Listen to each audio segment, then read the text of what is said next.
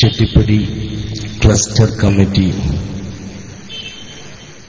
സംഘടിപ്പിച്ച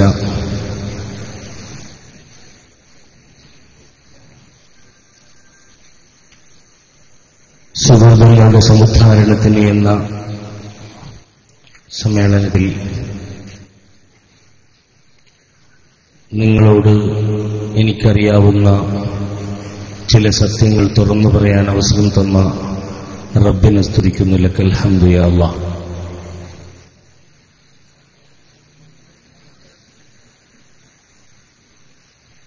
ഞാൻ കാമേപി അബൂബക്കർ മുസ്ലിയാർ അല്ല. പേരോട് അബ്ദുറഹ്മാൻ സഖാഫിയും അല്ല. എന്നിട്ടും ഇവിടെ ഞാൻ വരുന്നു, എന്തോ കാര്യങ്ങൾ പറയാൻ പോകുന്നു എന്ന് പറയുമ്പോൾ എന്റെ പ്രിയപ്പെട്ട പഴയകാല സുഹൃത്തുക്കൾ, പഴയകാല സംഘടനാ സുഹൃത്തുക്കൾ ക്ഷുഭിതരാകുന്നത് എന്തിനാണെന്ന് എനിക്ക് മനസ്സിലാവുന്നില്ല. അപ്പോ ഞാൻ ഈ പറയപ്പെട്ട നേതാക്കളൊന്നുമല്ല ഞാനെങ്കിലും അവരെക്കാൾ അധികം ചില കാര്യങ്ങൾ എനിക്ക് തുറന്നു പറയാൻ കഴിയുമെന്ന ഭയമായിരിക്കാം നിങ്ങളെ അങ്ങനെ ക്ഷുഭിതരാക്കുന്നത് എന്നാണ് എനിക്ക് മനസ്സിലാക്കാൻ സാധിക്കുന്നത്. കേരളത്തിലെ മുസ്ലിം മുഖ്യധാരയായ സമസ്ത കേരള ജംഇയ്യത്തുൽ ഉലമയുടെ കീഴ്ഘടകങ്ങളുടെ വേദികളിൽ ഈ കഴിഞ്ഞ എല്ലാ ദിവസങ്ങളിലും മുതലക്കുളത്ത് SKSSFന്റെ വേദിയിൽ SKSSFും അതുമായി ബന്ധപ്പെട്ട സമസ്തയുടെ മറ്റ് കീഴ്ഘടകങ്ങളുമായൊക്കെ യോജിച്ച് പ്രവർത്തിക്കാൻ തുടങ്ങി അന്നു മുതൽ ഇങ്ങോട്ട് കേരളത്തിലുള്ള എല്ലാ ദിവസവും കേരളത്തിലെ ഇത്തരം വേദികൾ ഞാനുണ്ട്. അന്നു മുതൽ ഓരോ പ്രദേശത്ത് ചെല്ലുമ്പോഴും ഇത്തരമൊരു പൊറുതികേട് SSFന്റെയും SYSന്റെ പ്രവർത്തകർക്ക് അനുഭവപ്പെടുന്നതായി കാണുന്നു. എത്ര അന്വേഷിച്ചിട്ടും എത്ര ചിന്തിച്ചിട്ടും ഉത്തരം കിട്ടാത്തൊരു സമസ്യയായി അതിപ്പോഴും തുടരുകയാണ്. ഇവിടെയും ഞാൻ അതങ്ങനെ തന്നെ ഓർക്കുകയാണ്. ഈ പ്രദേശത്ത് ഇതിനു മുമ്പ് SSFകാരനായി ഞാൻ വന്നിട്ടുണ്ട്. എന്റെ ഓർമ്മകൾ ഈ പ്രദേശത്തിരിക്കുമ്പോൾ ആ പരിപാടിയിലേക്കാണ് അല്പനിമിഷം മുമ്പ് തിരിഞ്ഞു പോയത്. അപ്പൊ ഞാൻ ഇപ്പോൾ പറയുമ്പോ ആമുഖമായി തന്നെ സൂചിപ്പിക്കുകയാണ്, ഞാൻ ഒരുപാട് ഇവിടെ പറയേണ്ടി വരും. അതിന്റെ കാരണം നിങ്ങളാണെന്ന് കൂടി SSFകാരോട് ഞാൻ ഉണർത്തുകയാണ്. പേരോടിന്റെ ഭാഷയിൽ പറഞ്ഞാൽ വിനീതനായ ഞാൻ, വിനീതമായി തന്നെ ഞാനെന്ന് പറയുമ്പോൾ നിങ്ങൾ ക്ഷമിക്കണമെന്ന് കൂടി എന്റെ സദസ്സിനോട് ഞാൻ ഉണർത്തുകയാണ്. കാരണം SSFന്റെയും SYSന്റെയും ആരുമല്ലായിരുന്നു എന്ന് പറയുമ്പോൾ ആരായിരുന്നു എന്ന് പറയുന്ന സ്ഥലത്തും ഇവരുമായി ബന്ധപ്പെട്ട കാലത്തുമൊക്കെ ഞാൻ കടന്നു വരുമല്ലോ. അപ്പോ ഇപ്പൊ പുതിയ ആരോപണം പുതിയതല്ല. SKSSFലേക്ക് ഒരാൾ കടന്നു വരികയാണെങ്കിൽ അത് വേസ്റ്റാണ്. SSF പുറത്താക്കിയ വേസ്റ്റുകളാണ് SKSSFിൽ വരിക എന്നാണ്. അത് കേട്ടപ്പോൾ എനിക്ക് വളരെ സന്തോഷമാണ് തോന്നിയത്. കാരണം ഒരു പ്രസ്ഥാനം പുറത്താക്കിയാൽ ആ പ്രസ്ഥാനം പുറത്താക്കിയ ആരെയാണോ പുറത്താക്കിയത് അവർ വരുന്നത് ഒരു വേസ്റ്റായി കാണുന്നുവെങ്കിൽ 40 അംഗങ്ങളുള്ള മുശാവറയിൽ നിന്ന് 6 പേരെ പുറത്താക്കിയപ്പോ അത് നെളിയമ്പറമ്പായിരുന്നു. ചോദ്യങ്ങൾ ചോദിക്കാനും ചോദിപ്പിക്കാനും ചോദിച്ച ചോദ്യങ്ങൾക്ക് മറുപടി പറയാനും പഠിച്ചുകൊണ്ടാണ് നിങ്ങളുടെ കൂട്ടത്തിൽ കഴിഞ്ഞ കാലത്ത് ഞാൻ ഉണ്ടായിരുന്നത്.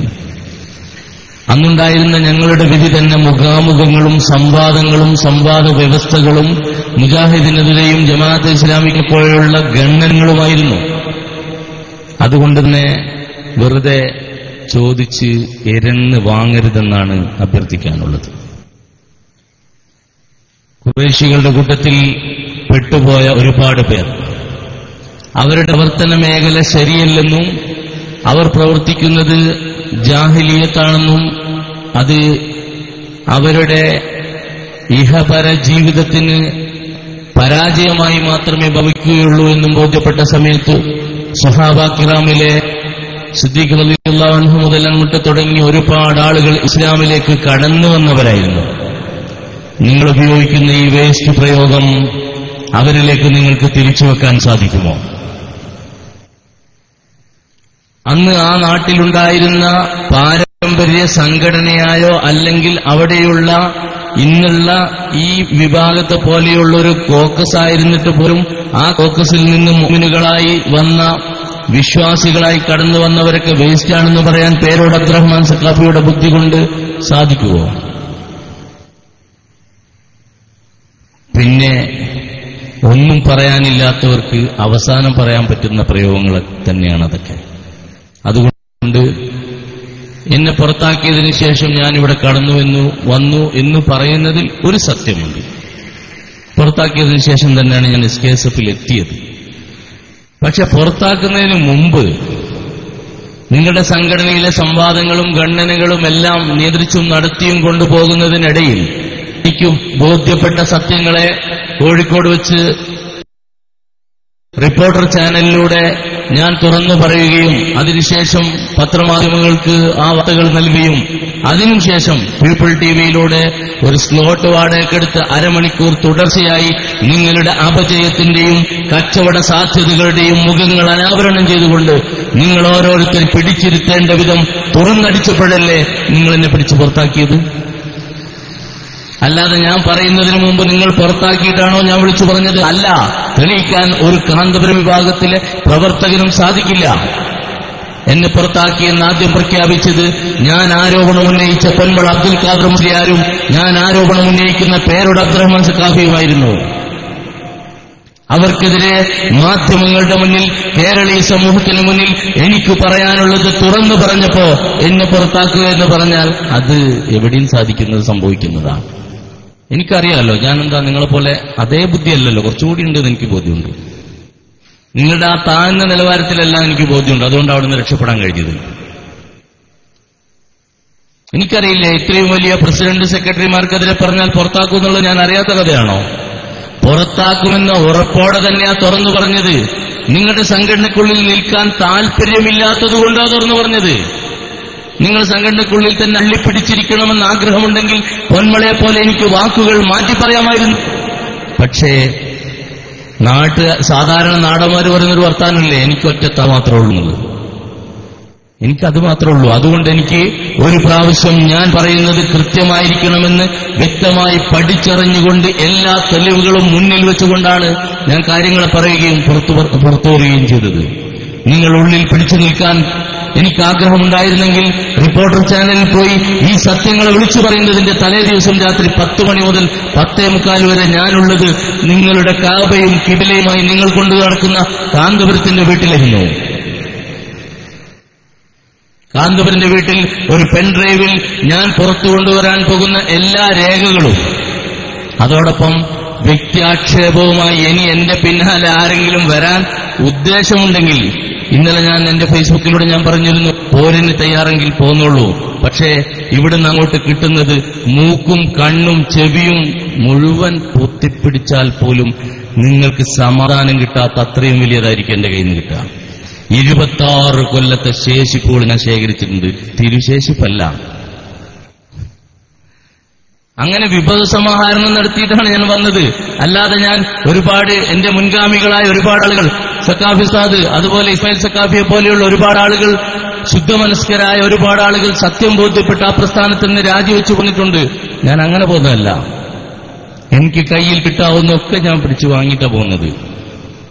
ബ്രിട്ടീഷുകാർ ഇന്ത്യ വിട്ട് പോകുമ്പോൾ പല സാധനവും പുറത്തേക്ക് കൊണ്ടുപോയില്ല. അതുപോലെ വരുന്ന സമയത്ത് ഞാൻ കൊണ്ടുവരാൻ പറ്റുന്നത് കൊണ്ടുവന്നിട്ടുണ്ട്. ഓരോന്നോരോന്ന്, വീഡിയോ വേണോ, ഓഡിയോ വേണോ, പത്രങ്ങൾ വേണോ, അല്ലാത്ത തെളിവുകൾ വേണോ, രേഖകൾ വേണോ, സാക്ഷികൾ വേണോ, ഇരകൾ വേണോ, എന്തൊക്കെയുള്ളത് എല്ലാം ക്ലിയർ ആക്കിയിട്ടാണ് പോകുന്നത്. ഇത് വെല്ലുവിളി തന്നെയാണ്. ഇത് വലിയാണ് സഭ്യതയുടെ, മാന്യതയുടെ ഭാഷ അതിനുള്ളിൽ നിന്നുകൊണ്ട് തന്നെയുള്ള വെല്ലുവിളിയാണ്. ആദർശപരമായി ഏറ്റുമുട്ടാനാണ് ഞാൻ ഇതുവരെ ശ്രമിച്ചത്.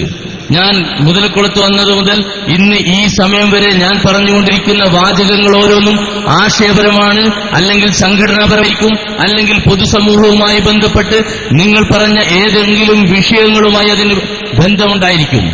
വ്യക്തിയാക്ഷേപം ഞാൻ ഇതുവരെ നടത്തിയിട്ടില്ല. SKSSMന്റെ വേദിയിൽ ഞാൻ നടത്തുകയും ചെയ്യൂല. ഇത് മാത്രമല്ല, മാധ്യമം എന്ന് തിരിച്ചറിയുന്ന ആളാണ് ഞാൻ. കേരളത്തിലെ ജനങ്ങൾക്ക് ഇതിനേക്കാൾ അധികം കൊടുക്കാൻ പറ്റുന്ന മാധ്യമങ്ങൾ ഏതൊക്കെയുണ്ടെന്ന് നല്ല തിരിച്ചറിവരിക്കുണ്ട്. അങ്ങനെ നിങ്ങൾക്ക് അങ്ങനെ കിട്ടിയേ അടങ്ങൂ എന്ന് നിർബന്ധമുണ്ടോ? ചോദിക്കുക, ഞാൻ തരാൻ തയ്യാറാണ്. അപ്പൊ ഇങ്ങനെ ഞാൻ ആരുമല്ലായിരുന്നു ഈ പ്രസ്ഥാനത്തിൽ എന്ന് പറയുന്നത് കൊണ്ട് എനിക്കൊരു സന്തോഷമുണ്ട്. കാരണം ആരുമല്ല എന്ന് പറയുമ്പോൾ എനിക്ക് വല്ലാതെ സന്തോഷമുണ്ടോ? കാരണം ആ ചെറു പിടിച്ച സാധനത്തിൽ ഞാൻ ഉണ്ടായിട്ടില്ല എന്നാണല്ലോ പറയുന്നത്. അങ്ങനെ തന്നെയല്ലേ? നിങ്ങൾക്ക് തന്നെ എന്നോട് ഇഷ്ടമുണ്ടെന്ന് എനിക്ക് മനസ്സിലാവുന്നു. കാരണം നിങ്ങൾ എന്താ പറയുന്നത്?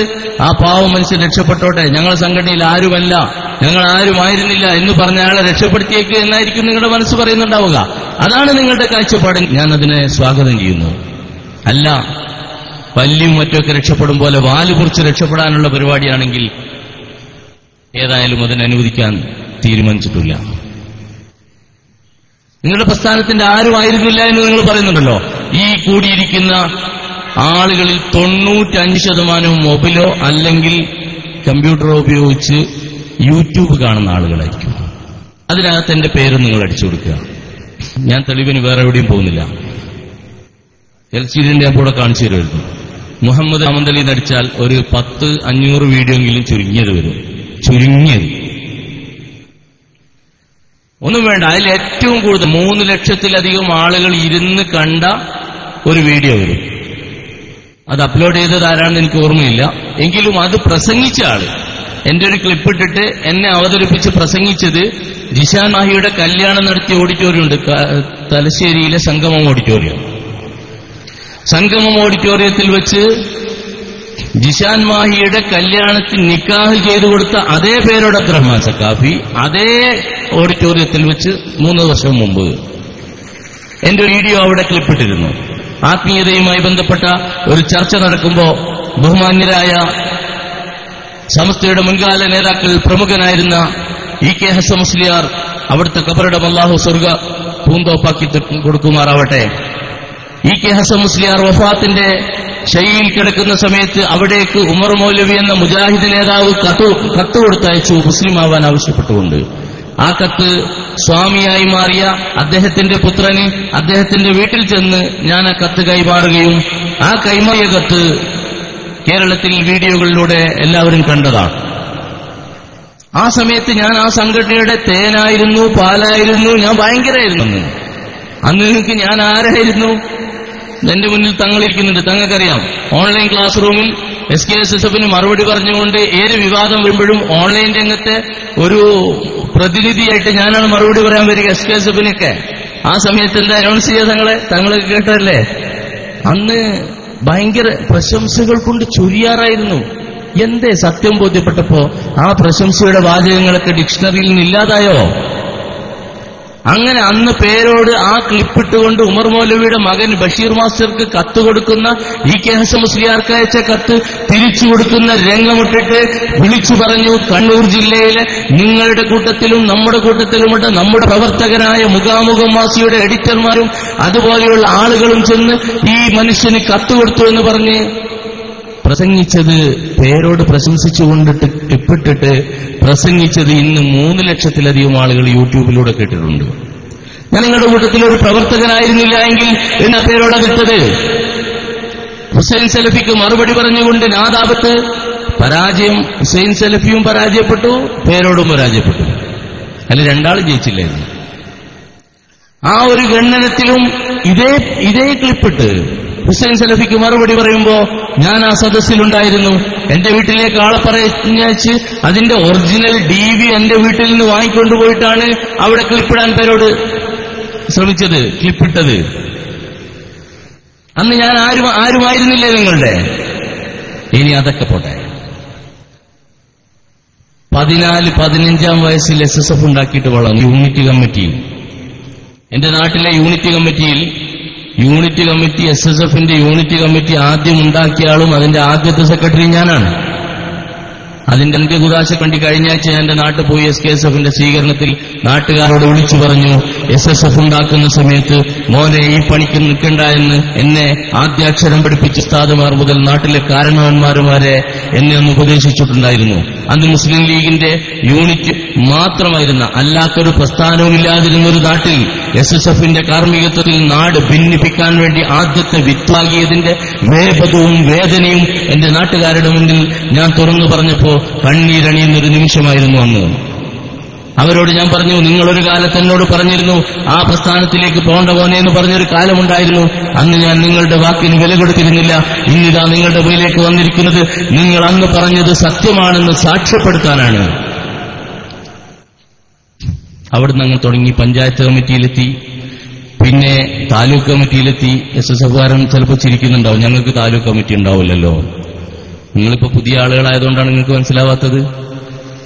ആദ്യകാലത്ത് താലൂക്ക് കമ്മിറ്റിയായിരുന്നു, പിന്നീടാണ് നിങ്ങളുടെ ഡിവിഷൻ കമ്മിറ്റി വന്നത്.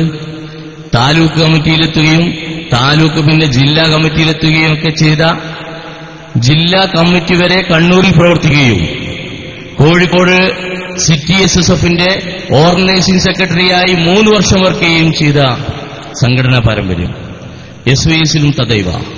SYSന്റെ യൂണിറ്റ് സെക്രട്ടറി ഈ പറഞ്ഞ അതേ പദവികളാണ്. ജില്ലാ കമ്മിറ്റി വരെ. ഈ കഴിഞ്ഞ കമ്മിറ്റിയിൽ മാത്രം എക്സിക്യൂട്ടീവ് മെമ്പറാണ്. സോണൽ കമ്മിറ്റിയിലും സർക്കിളിലൊക്കെ ഉണ്ട്, അതിന്റെ എല്ലാം എക്സിക്യൂട്ടീവ് മെമ്പറാണ്. കാരണം ഞാൻ അപ്പോഴേക്ക് താമസം കൊളപ്പുറം ഭാഗത്തേക്ക് ഞാൻ താൽക്കാലികമായി 2-3-4 വർഷമായി താമസം മാറിയതുകൊണ്ട് ആ പ്രദേശത്ത് പിന്നീട് സ്ഥാനങ്ങളൊന്നും ഇല്ലായിരുന്നു. കഴിഞ്ഞ പ്രാവശ്യം ജോയിന്റ് സെക്രട്ടറി വരെ ഉണ്ടായിരുന്നു. അപ്പൊ ഇവിടത്തേക്ക് താമസം മാറിയപ്പോൾ ഞാൻ സ്ഥാനം രാജിവെച്ചു. അങ്ങനെ ഞാൻ പ്രവർത്തിച്ചിരുന്ന സംഘടനയുടെ സ്ഥാനമായി പറഞ്ഞത്. പിന്നെ ആദർശങ്ങൾ കൈകാര്യം ചെയ്യാൻ വേണ്ടി സംസ്ഥാന തലത്തിൽ SYSനൊരു ദാവാവിംഗുണ്ട്, ഒരു ദാവാസെല്ലുണ്ട്.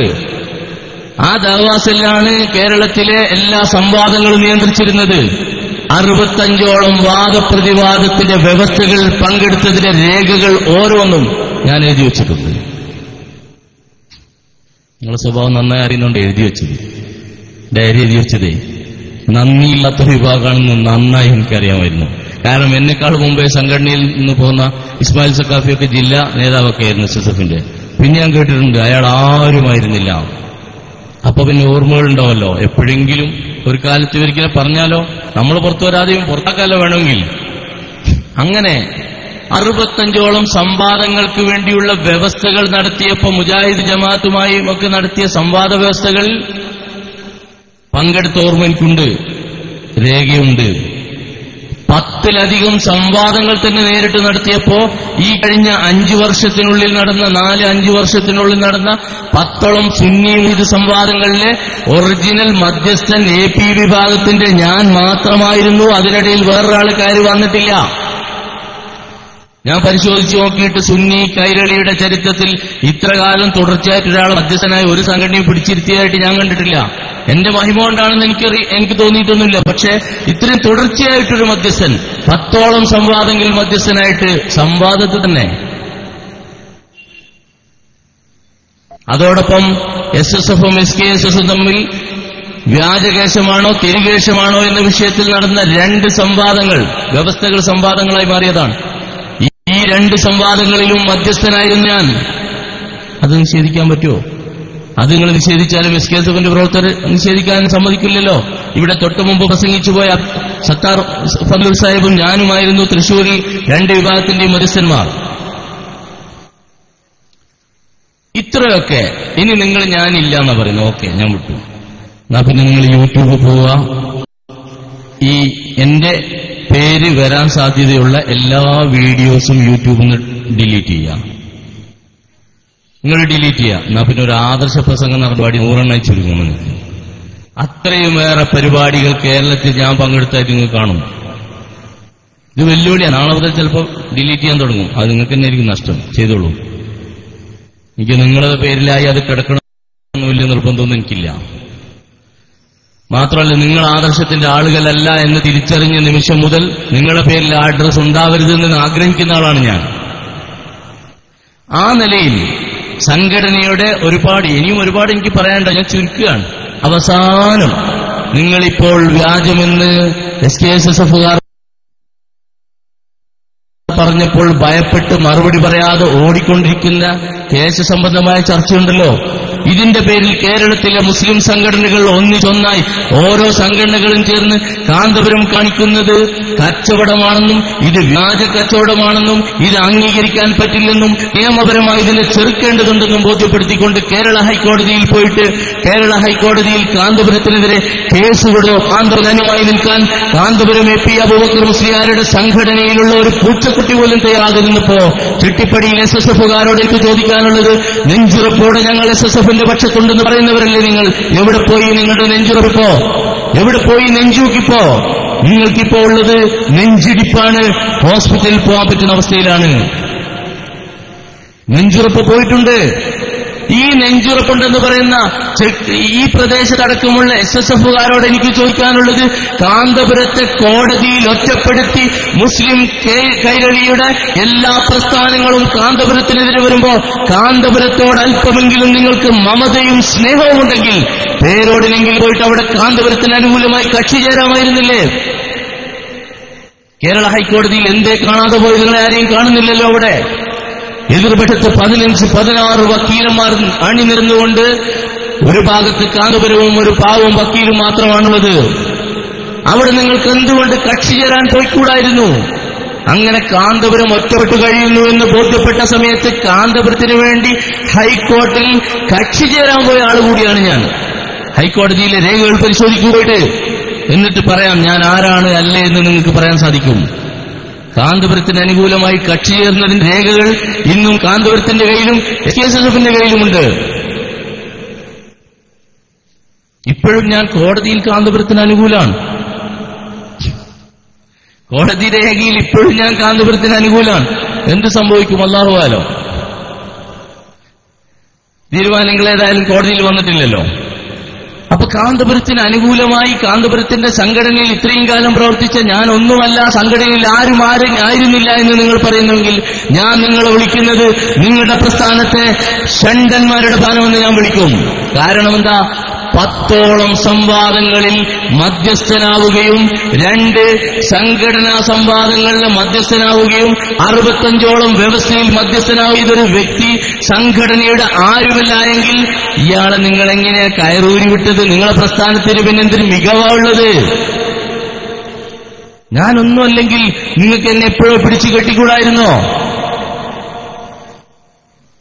പിന്നെ എല്ലാവർക്കും അറിയാം, നേതാവ് കളവ് പറയുമ്പോ അനുയായികൾ അതുപോലെ തുടരണമല്ലോ. നേതാവിനെ SKSSF വിളിക്കുന്ന ഇതൊക്കെയോ ഇല്ല വേണ്ട, ഞാൻ അങ്ങനെ ഇപ്പോൾ വിളിക്കുന്നില്ല. ഞാൻ വന്നിട്ടല്ലേ ഉള്ളൂ, ഞാൻ വിളിക്കാൻ വന്നെന്ന് പറയണ്ട. അനുഭവം കൊണ്ടാണ് നിങ്ങൾ വിളിക്കുന്നത് എനിക്കറിയാം. ഇപ്പോൾ എനിക്കും അനുഭവം ഉണ്ടാവുകയാണ്. അനുയായികൾ നേതാവ് പറഞ്ഞാൽ പിന്നെ അനുയായികൾ ഇങ്ങനെ തന്നെ പറയുള്ളൂ. ഈ അടുത്തുപോലും ഒരുപാട് പ്രാവശ്യം കാന്തപുരവുമായി വ്യക്തമായി ബന്ധമുള്ള ആളാണ് ഞാനെന്ന് കാന്തപുരത്തിനും എല്ലാവർക്കും അറിയാം. എന്നിട്ടും കാന്തപുരം എ പി അബൂബക്കർ മുസ്ലിയാർ ഇപ്പോൾ ചോദിക്കുന്ന ആളുകളോട് പറയുന്നത്, മുഹമ്മദ് രാമന്തളി എന്ന വ്യക്തിയെ ഞാൻ ആദ്യമായി കണ്ടത് എന്റെ വീട്ടിൽ ക്ലിപ്പ് തരാൻ വേണ്ടി വന്ന സമയത്താണെന്നാ. പച്ചക്കള്ളം. അദ്ദേഹത്തിന്റെ ഭാഷയിൽ പറഞ്ഞ പച്ചസത്യം. ഞാനിങ്ങനെ വേദനയോടെ ഓർത്തോക്കുക, നമ്മൾ ബസ്സിലും മറ്റ് സ്ഥലങ്ങളിലൊക്കെ പോയി അവിടെയൊക്കെ ബോർഡ് എഴുതി വെച്ചിട്ടുണ്ടാവും, ഇവിടെ പുക വലിക്കരുത്. അതുപോലെ ഈ സംഘടനക്കുള്ളിൽ ഇവിടെ സത്യം പറയരുതെന്ന് എഴുതി വെച്ചിട്ടുണ്ടെന്നൊരു സംശയം എനിക്കുണ്ട്. അത്രത്തോളം അധപ്പതിച്ചു പോയൊരു വിഭാഗമാണ് നിങ്ങളെന്ന് മാറി നിന്ന് വീക്ഷിക്കുമ്പോൾ എനിക്ക് ബോധ്യപ്പെടുകയാണ്. നിങ്ങളുടെ ഉള്ളിൽ നിന്ന് ഈ സമയത്തെങ്കിലും രക്ഷപ്പെടാനുള്ളൊരു ഭാഗ്യം അല്ലാഹു തന്നല്ലോ. ലക്കൽ ഹംദു യാ അല്ലാഹ്. ഇതിനേക്കാൾ വലിയ സ്തുതികൾ അർപ്പിക്കേണ്ട സമയം എപ്പോഴാണുള്ളത്? ഈ കളവ് പറയുന്ന പ്രസ്ഥാനം ഞാൻ പറയാലോ, ഞാൻ ഈ ഹൈക്കോടതിയിൽ പോയിട്ട് ഞാനും ആവശ്യപ്പെട്ടത് കാന്തപുരം എ പി അബൂബക്കർ മുസ്ലിയാർ സത്യം മാത്രമേ പറയുള്ളൂ എന്നാണ്. ഇപ്പോൾ എനിക്ക് തോന്നുന്നു കോടതിയിൽ മാറ്റി പറഞ്ഞാലോ, കാരണം കളവ് പറയുന്നു എന്ന് ഞാൻ ബോധ്യപ്പെടുകയാണല്ലോ. നമുക്ക് ആലോചിക്കാം ഇൻഷാ അല്ലാഹ്. അത് നിങ്ങളെ കേസിനെ ബാധിക്കോ ഇല്ലയോ എന്നുള്ളത് നിയമവിശാരദന്മാരോട് ചോദിച്ചറിഞ്ഞോളൂ. നിങ്ങൾക്കിപ്പോ പിടിച്ചു മാറ്റാനൊന്നും കഴിയില്ലല്ലോ. കോടതി സംഘടനയല്ലല്ലോ, പുറത്താക്കാൻ പറ്റില്ലല്ലോ കോടതിയിൽ. കോടതി രേഖയിൽ നിങ്ങൾക്ക് തന്നെ പുറത്താക്കാൻ പറ്റുമോ? ഇനി ഹൈക്കോടതിയിൽ ഞാനൊരു രേഖ പുറത്തുവിട്ടാൽ ഈ കേസ് നിങ്ങൾ ഒന്നുമല്ലാതായി മാറാൻ കാരണമാവും. അപ്പൊ ചിലപ്പോൾ ചിന്തിക്കുന്നുണ്ടാവും, മുമ്പൻ അങ്ങോട്ട് ഇല്ലാതാക്കിയാൽ എന്താ, ചേകനൂരിനൊക്കെ കൊന്ന് നിങ്ങളുടെ സംഘടനയാണെന്ന് ആരോപണമുണ്ടല്ലോ, അതുപോലെ അവസാനിപ്പിക്കാമെന്നൊരു പക്ഷെ തീരുമാനിച്ചിട്ടുണ്ടാവും. പക്ഷെ ചേകനൂരിന് ബുദ്ധിയുണ്ടെങ്കിലും ചില തന്ത്രങ്ങൾ അറിയാതെ പോയതാണ് നിങ്ങൾ രക്ഷപ്പെടാൻ കാരണം. പക്ഷേ അങ്ങനെ ഇല്ലാതാക്കിയതുകൊണ്ടൊന്നും കോടതിയിൽ ഞാൻ കൊടുത്തതും ഇനി വരാൻ പോകുന്നതും ഇല്ലാതാവില്ല. ഞാൻ പറഞ്ഞല്ലോ, ഒരുപാട് സക്കാഫിമാർ ഈ ഭാഗത്ത് കടന്നു വന്നിട്ടുണ്ട്. മേനിനടിക്കൊന്നല്ല, അവരൊക്കെ നിഷ്കളങ്കരായ പണ്ഡിതന്മാരായിരുന്നു. അതുകൊണ്ട് നിങ്ങൾ അവർക്ക് പിന്നാലെ കൂടിയപ്പോൾ നിങ്ങൾ രക്ഷപ്പെട്ടിരുന്നു. പക്ഷേ എന്റെ ബാക്ക് കൂടിയാൽ ഉപ്പും മുളവിട്ട് ഞാൻ ഇൻഷാ അല്ലാഹ് വേവിച്ചു വിട്ടിട്ടല്ലാതെ ഞാൻ തിരിച്ചു പോവില്ല. അത്ര കൃത്യമായി അളന്നു മുറിച്ച് തരേണ്ടത്, കൊടുക്കേണ്ടത്, വാങ്ങേണ്ടത്, വെക്കേണ്ടത് ഒക്കെ കൃത്യമായി ഞാൻ കൃത്യാക്കി വെച്ചിട്ടുണ്ട്. പിന്നെ ഇതൊക്കെ ഇപ്പൊ ഭീഷണിയാണ്, നിരന്തരം ഭീഷണികൾ. ഓൺലൈനിലൂടെ ഓരോ സമയത്ത് ഞാൻ എന്റെ ഐഡിയിൽ ഓൺലൈനിൽ കയറിയ അപ്പ വരുത്തെറി, അല്ലെങ്കിൽ ഫേസ്ബുക്കിൽ വരും. അപ്പൊ ഇന്നലെ എനിക്ക് തോന്നി ഇങ്ങനെയൊക്കെ തെറി വിളിക്കുന്നവർക്ക് വേണ്ടി ഒരു അവസരം കൊടുക്കാം. അപ്പൊ ഞാൻ മിനിയാന്ന് എന്റെ ഫേസ്ബുക്കിലൊരു സ്റ്റാറ്റസ് കണ്ടു. ഈ സ്റ്റാറ്റസ് എന്നെ തെറി പറയാനുള്ളവർക്ക് വേണ്ടിയുള്ളതാണ്. 1 2 3 സ്റ്റാർട്ട് ചെയ്തോളൂ തെറി എന്ന് പറഞ്ഞാൽ അങ്ങോട്ട് വിട്ടുകൊടുത്തു. ഇനി ബാക്കിലോട്ട് അടിച്ചേക്കുക, എന്നാ സമാധാനമാവുമല്ലോ. അപ്പൊ അതുപോലെ നിങ്ങൾക്ക് ഞാൻ അവസരം തരുന്നു. ഞാൻ ഇവിടുന്ന് പോകുന്നതിന് മുമ്പ് എന്നെ വിളിക്കാൻ തുടങ്ങുകയാണെങ്കിൽ വിളിച്ചോളൂ. നിങ്ങൾ വികാര വിക്ഷോഭം കൊള്ളുന്നുണ്ടെന്ന് എനിക്കറിയാം. ഇങ്ങനെ SKSSFന്റെ നേതാക്കൾ വന്ന് പല മഹല്ലുകളിലും, പ്രത്യേകിച്ച് എന്റെ മഹലിലടക്കം പ്രസംഗം നടത്തിയ സമയത്ത് വികാരം കൊണ്ട ഒരാൾ തന്നെയാണ് ഞാൻ. ആ വികാരം ഉണ്ടാവും. പക്ഷേ വിവേകത്തോടെ കാര്യങ്ങളെ സമീപിക്കാൻ തീരുമാനിക്കുമ്പോൾ നിങ്ങൾ എന്നോളം ഒന്ന് ചിന്തിച്ചു തുടങ്ങിയാൽ നിങ്ങൾക്ക് രക്ഷപ്പെടാൻ സാധിക്കും. വെറും തെറി വിളിക്കുകയാണ്. ഞാൻ ഒരു ദിവസം ഇതുപോലെ ഇങ്ങനെ പറഞ്ഞ് കുന്നുംപുറത്തുനിന്ന് പറഞ്ഞ് അടുത്തൊരു പരിപാടിയിലേക്ക് പോകുമ്പോൾ എനിക്ക് ഫോൺ വന്നു. ആദ്യം തന്നെ വളരെ ഈ എന്താ പറയാ ലഭ്യമായതിൽ വെച്ച് ഏറ്റവും ചീത്തയായ തെറി വിളിക്കുകയായിരുന്നു. എന്റെ നാട്ടിലും വീട്ടിലും എന്റെ പരിസരത്തുള്ള തെങ്ങുകളടക്കം തെറിപ്പെടുത്തിയിട്ടുണ്ട്. അപ്പൊ ഈ തെറി അങ്ങോട്ട് കൂടിയപ്പോ ഞാൻ ചോദിച്ചു, ഇത് മാനവികതയുടെ മുദ്രാവാക്യാണോ? അപ്പൊ ഇയാൾക്ക് ചൂടായി, ഗൾഫ് ഇയാൾ ചൂടായപ്പോ ഞാൻ വീണ്ടും പറഞ്ഞു, വീണ്ടും ഇയാൾ തെറി തുടങ്ങി. വീണ്ടും തെറി തുടങ്ങിയപ്പോ ഞാൻ ചോദിച്ചു, നിങ്ങളുടെ സംഘടനയുടെ പ്രിയ മുദ്രാവാക്യാണോ ഇത്? അപ്പൊ മൂപ്പർക്ക് പിന്നെയും ചൂട് വന്നു. പിന്നെ ഇയാൾ കുറെ തെറി അങ്ങോട്ട് പറഞ്ഞപ്പോ ഞാൻ ഇയാളോട് പ്രതികരണം ഒന്ന് കുറച്ചിട്ട് പറഞ്ഞപ്പോ ഇയാളിനോട് പറഞ്ഞു, നീ രക്ഷപ്പെടില്ലടാ, AP ഉസ്താദിനോടാ നീ കളിച്ചത്, കുരുത്തക്കേട് വാങ്ങിയിട്ടില്ലാതെ നീ പോയില്ല. അപ്പൊ ഞാൻ തിരിച്ചു ചോദിച്ചു, അബ്ദുൽ ബാരി ഉസ്താദിന് കിട്ടിയതിനേക്കാൾ വലിയ കുരുത്തക്കേട് കിട്ടൂലല്ലോ എന്ന് വെച്ചു. അബ്ദുൽ ബാരി ഉസ്താദിന് ഒരു മോളെ തന്നെയാണല്ലോ കുരുത്തക്കേട് കിട്ടിയത്, അതിനേക്കാൾ വലുതൊന്നും കിട്ടാൻ പോകുന്നില്ലല്ലോ എന്ന് പറഞ്ഞപ്പോ ഇയാളെ വികാരം കൂടി, ഇയാളെ പ്രഷർ അങ്ങോട്ട് കൂടി. എനിക്ക് തോന്നി ആ പ്രഷർ കൊണ്ട് അയാൾ മരിച്ചു പോകുന്നു. അമ്മാതിരി പ്രഷറിൽ ഫോണിൽ അലറുകയാണ്. പിന്നെ നീ AP ഉസ്താദിനെയാ പറഞ്ഞത്. ഞാനൊന്നും അയാളെ ചീത്ത പറഞ്ഞിട്ടില്ല, വ്യക്തി പറയാൻ ഞാൻ ഒന്നും പറഞ്ഞിട്ടില്ല. പറയാൻ നിർബന്ധിച്ചാൽ ചിലപ്പോൾ ഞാൻ ഇതല്ലാത്ത മേഖലയിലൂടെ ചിലപ്പോൾ പറഞ്ഞു വരും, നിർബന്ധിക്കരുത്. അപ്പൊ പിന്നെ എന്നോട് പറഞ്ഞു, ഉസ്താദിനോട് കളിച്ചാൽ നീ രക്ഷപ്പെടൂലടാ, 3 മാസം കൊണ്ട് നീ ക്യാൻസർ പിടിച്ച് മരിച്ചു പോകുന്നു എന്നോട്. അടുത്ത മറുപടിയാണ്, മരിക്കാൻ തീരുമാനിച്ച ഒരാൾ ആർക്കെങ്കിലും കൊല്ലാൻ കഴിയോ സഹോദരന്മാരെ? ഇങ്ങനെയൊക്കെ നിങ്ങൾ പറഞ്ഞ് ഭീഷണിപ്പെടുത്തിയ വെക്കുന്നതിനെ പേടിച്ചിട്ടെന്ന് കരുതിയോ? 3 മാസം കൊണ്ട് നിങ്ങൾ മരിച്ചു പോകും. അപ്പൊ ഞാൻ അയാളോട് പറഞ്ഞു, അൽഹംദുലില്ലാ, ഇത്ര ദീർഘദൃഷ്ടിയോടെ കാര്യങ്ങൾ നോക്കിക്കാണാൻ കഴിഞ്ഞ നിങ്ങൾക്ക് നന്ദി. കാരണം 3 മാസം കൊണ്ട് ഞാൻ മരണപ്പെടുമെന്ന് ഇത്ര കൃത്യമായി പറയാൻ നിങ്ങൾക്ക് കഴിയുമെങ്കിൽ ഞാൻ എന്തുകൊണ്ടും നിങ്ങളല്ലാതെ വേറെ ആരെ അപ്രീഷിയേറ്റ് ചെയ്യണം? ഞാൻ അയാളോട് പറഞ്ഞു, ഞാൻ നിങ്ങളെ വല്ലാതെ സ്നേഹിക്കുന്നു എന്നൊക്കെ പറഞ്ഞു, വളരെ ഉഷാറാക്കി അയാളോട് പറഞ്ഞു. അപ്പൊ ഇയാള് ചൂടാൻ തുടങ്ങിയപ്പോൾ ഞാൻ പറഞ്ഞു, കേൾക്കുമെന്ന് പറഞ്ഞു. അങ്ങോട്ടേക്ക് ഞാൻ വീണ്ടും പറഞ്ഞു, ഞാൻ ഇപ്പോൾ എനിക്ക് തോന്നുന്നു എന്റെ തീരുമാനം ശരിയായിരുന്നു എന്ന്. കാരണം 3 മാസം കൊണ്ട് ക്യാൻസർ പിടിച്ച് ഞാൻ മരണപ്പെടുമെങ്കിൽ അതിന്റെ മുമ്പ് തന്നെ നിങ്ങൾ ഈ ലലാലത്തിൽ നിന്ന് രാജിവെച്ച് സമസ്തയുടെ യഥാർത്ഥ പാതയിലെത്തി തൗബ ചെയ്ത് ജീവിക്കേണ്ടത് എന്തായാലും അനിവാര്യതയാണെന്ന് പറഞ്ഞപ്പോൾ ഉപദേശം വിളിച്ച് പോകണം വെച്ചു. അതിനപ്പുറത്ത് പിന്നെ വേറൊന്നും പറയാനില്ലല്ലോ. കൃത്യമല്ലേ, 3 മാസം കൊണ്ട് മരിക്കുമെങ്കിൽ തൗബ ചെയ്യേണ്ട സമയമല്ല ഇപ്പോ. അപ്പോ അള്ളാഹു ആ വിളിച്ച ആളെ നമ്മളൊക്കെ മരണപ്പെടുന്നതിന് മുമ്പെങ്കിലും ആ പ്രസ്ഥാനത്തിൽ നിന്ന് പിരിഞ്ഞു പോകുന്ന ഹക്കിലെത്താനുള്ള തൗഫീഖ് അള്ളാഹു നൽകുമാറാവട്ടെ. ഇതാണ് അവസ്ഥ. ഞാൻ ഓർമ്മിപ്പിക്കണം, എന്നെ തെറി വിളിച്ച SSFകാരോട് ഞാൻ നിങ്ങൾക്ക് വേണ്ടി പറയുകയാണ്. ഞാനിവിടെ ഈ എന്റെ മുന്നിലിരിക്കുന്ന SKSSFകാരിൽ പലർക്കും എന്നെ അറിയാം. ചെട്ടിപ്പടിയിൽ വന്ന് SKSSFനെതിരെ മുദ്രാവാക്യം വിളിച്ചിട്ടല്ല നിങ്ങൾ എന്നെ അറിഞ്ഞത്. പല മീഡിയകളിലൂടെയും നിങ്ങളുടെ പ്രസ്ഥാനത്തിനെതിരെ അന്ന് ശക്തമായി ശബ്ദിച്ചു എന്നതിന്റെ പേരിൽ അറിയുന്നവരാണ് നിങ്ങൾ. SKSSFന്റെ നേതാക്കൾക്കെതിരെ, SKSSFന്റെ സംവിധാനങ്ങൾക്കെതിരെ, സമസ്തയുമായി ബന്ധമുള്ളവർക്കെതിരെ പോലും പല പ്രവർത്തനങ്ങളിലും വളരെ ആത്മാർത്ഥമായി ഇടപെട്ടിരുന്ന ഒരു ഇന്നലകൾ എനിക്കുണ്ടായിരുന്നു. അതിന്റെ പേരിൽ നിങ്ങൾക്ക് എന്നെ അറിയാം. പക്ഷേ ചെട്ടിപ്പടിയിലെ ഒരു SKSSFകാരനും അല്ലെങ്കിൽ മലപ്പുറത്തെയോ കോഴിക്കോട്ടെയോ കണ്ണൂരിലെയോ നിങ്ങൾ അറിയുന്ന മറ്റെങ്കിലും പ്രദേശത്തെയോ ഒരു SKSSFകാരൻ പോലും എന്നെ അതിന്റെ പേരിൽ ഫോണിൽ വിളിച്ചോ എന്റെ ഫേസ്ബുക്കിലൂടെയോ എന്നോട് തെറി വിളിച്ചതായി എനിക്ക് ഓർമ്മയില്ല. അത് നിങ്ങളുടെ സംഘടനയുടെ ക്വാളിറ്റിയാണ്. SKSSFന്റെ ക്വാളിറ്റിയായി ഞാൻ നടക്കുന്നു.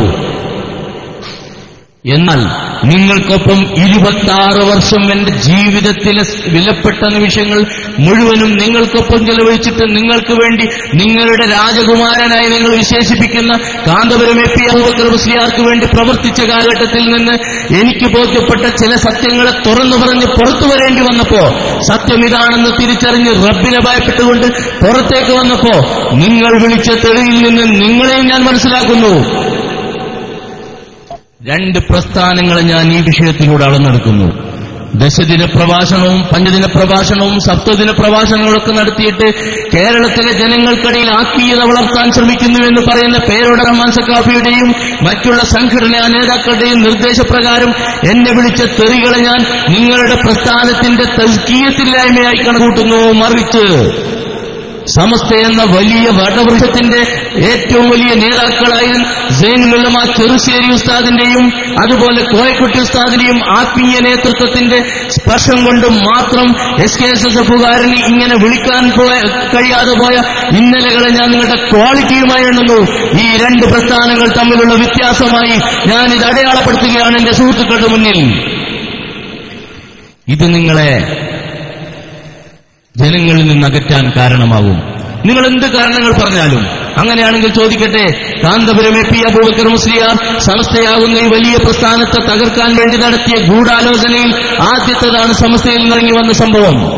തുടർന്നിങ്ങോട്ട് സമസ്തയെ അസ്ഥിരപ്പെടുത്താൻ ചെയ്ത ഓരോ പ്രവർത്തനങ്ങളും എടുത്തുവെച്ച് SKSSFകാരും സമസ്തയും നിങ്ങളെ പറയേണ്ടിയിരുന്ന തെറികൾ എത്രയായി കണക്കനുസരിച്ച് പറഞ്ഞിട്ടില്ലല്ലോ. നിങ്ങളുടെ തിന്മകളെ, നിങ്ങൾ ചെയ്യുന്ന ഛിദ്രതയെ, സമുദായത്തെ നശിപ്പിക്കുന്ന ശ്രമങ്ങളെ തുറന്നു കാണിച്ചിട്ടല്ലേ ഉള്ളൂ. അന്ന് നിങ്ങളെന്താ പറഞ്ഞത്? മുസ്ലിം ലീഗ് സമുദായത്തിനകത്താണെന്ന് ഞങ്ങൾക്ക് പറഞ്ഞു പഠിപ്പിച്ചു തന്നെ നിങ്ങളല്ലേ?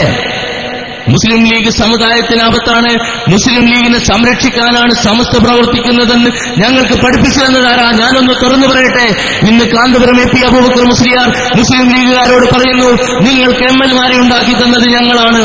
23ഉം 24ഉം ഇനി 28ഉം ചിലപ്പോൾ അദ്ദേഹം പറയും, MLമാരെ തന്ന വോട്ടിന്റെ പിന്നിൽ ഞങ്ങളാണ് പ്രവർത്തിച്ചത് എന്ന് കാന്തപുരം പറയാൻ സാധ്യതയുണ്ട്. എങ്കിൽ ഒരു സത്യം ഞാൻ തുറന്നു പറയട്ടെ.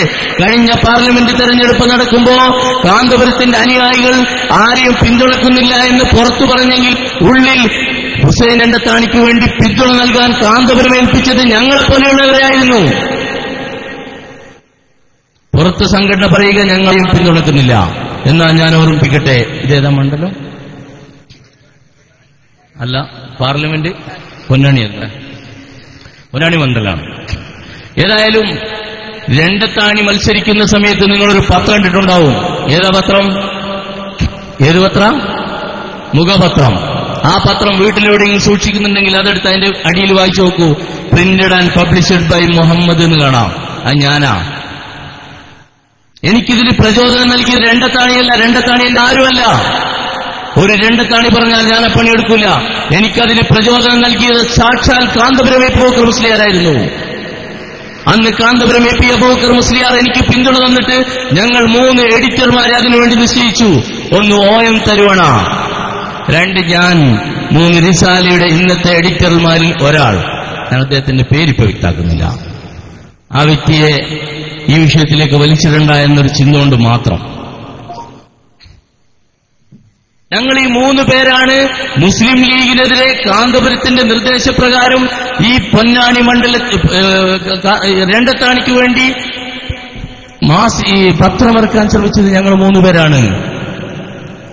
ആ മുഖപത്രം എന്ന് പറഞ്ഞ പത്രം തന്നെ പയ്യന്നൂർ ഇറങ്ങുന്ന പത്രമാണ്. എന്റെ നാട്ടിൽ ഇറങ്ങുന്ന പത്രത്തിന്റെ ഡിക്ലറേഷൻ വിലക്കെടുത്തിട്ട് ഇവിടെ കൊണ്ടുവന്ന് നിങ്ങളുടെ ഇടയിലേക്ക് പ്രസരിപ്പിക്കാൻ വേണ്ടി കാന്തപുരം ഏൽപ്പിച്ചു.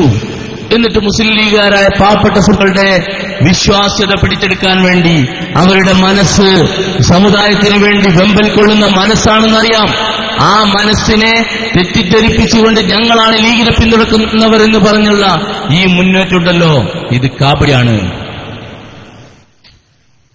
എന്നാ പിന്നെ നാളെ പറയും ഞങ്ങൾക്ക് അതുമായിട്ടൊരു ബന്ധമില്ല എന്ന് മലപ്പുറത്ത് വെച്ച് പേരോട് പ്രസംഗിച്ചു എന്നാ പറയാം. രണ്ടത്താന്റെ പേരെടുത്ത് പറഞ്ഞിരുന്നു. എന്റെ പേര് പറയായിരുന്നത്? ഞാനാണ് നിങ്ങൾക്ക് അറിയില്ലേ? ആരാ അറിയില്ല എന്ന് പറയാൻ ആരും തയ്യാറുണ്ടോ? എന്നാ ഞാൻ ബാക്കി പറഞ്ഞുതരാം. സിറാജിൽ നിന്ന് 5 ദിവസം അടിച്ചത്, പ്രിന്റ് ചെയ്തത് 5 ദിവസം സിറാജിൽ നിന്നാണ്. അതിന്റെ ബില്ല് എന്റെ കയ്യിലുണ്ട്. ഇത് തുടക്കാണ്. കേരളം മുഴുവൻ ഇനി ഒരുപാട് പറയാനുണ്ട് എനിക്ക്. ഇത് നാളെ പറയാനില്ല, ഇത് ഇന്നേക്ക് മാത്രമുള്ളതാ. പേരോട് പറയാറില്ല. ഇന്ന് ഞാൻ ഇവിടെ പറഞ്ഞ് നാളെ വേറെ പറയില്ല. ഇത് പുതിയതാണ്. അന്ന് സിറാജിൽ നിന്ന് 5 ദിവസം അടിച്ചത്, മംഗളത്തിന് അടിച്ചിട്ടുണ്ട്, തേജസ്സിന് അടിച്ചിട്ടുണ്ട്. സിറാജിൽ നിന്ന് 5 ദിവസം അടിച്ചു. ആദ്യം ദൃഷ്ടി എന്നുള്ള പേരിലാണ് അടിച്ചത്, പിന്നീട് മുഖപത്രം എന്നുള്ള പേരിലേക്ക് മാറ്റി. ദൃഷ്ടി മുസ്ലിം ലീഗിന്റെ പ്രവർത്തകർ തടഞ്ഞപ്പോ പകരം ഈ പേരിലടിച്ചു. എന്നാലും പറയും ഞങ്ങൾക്കറിയില്ല. എന്റെ മലപ്പുറത്ത് വെച്ച് രണ്ടത്താണിയെ തള്ളിപ്പറയുമ്പോ എന്റെ പേര് പറയാൻ എന്തുകൊണ്ട് നിങ്ങൾക്ക് സാധിച്ചില്ല? അന്ന് തള്ളിപ്പറഞ്ഞാൽ ശരി കുടുങ്ങും.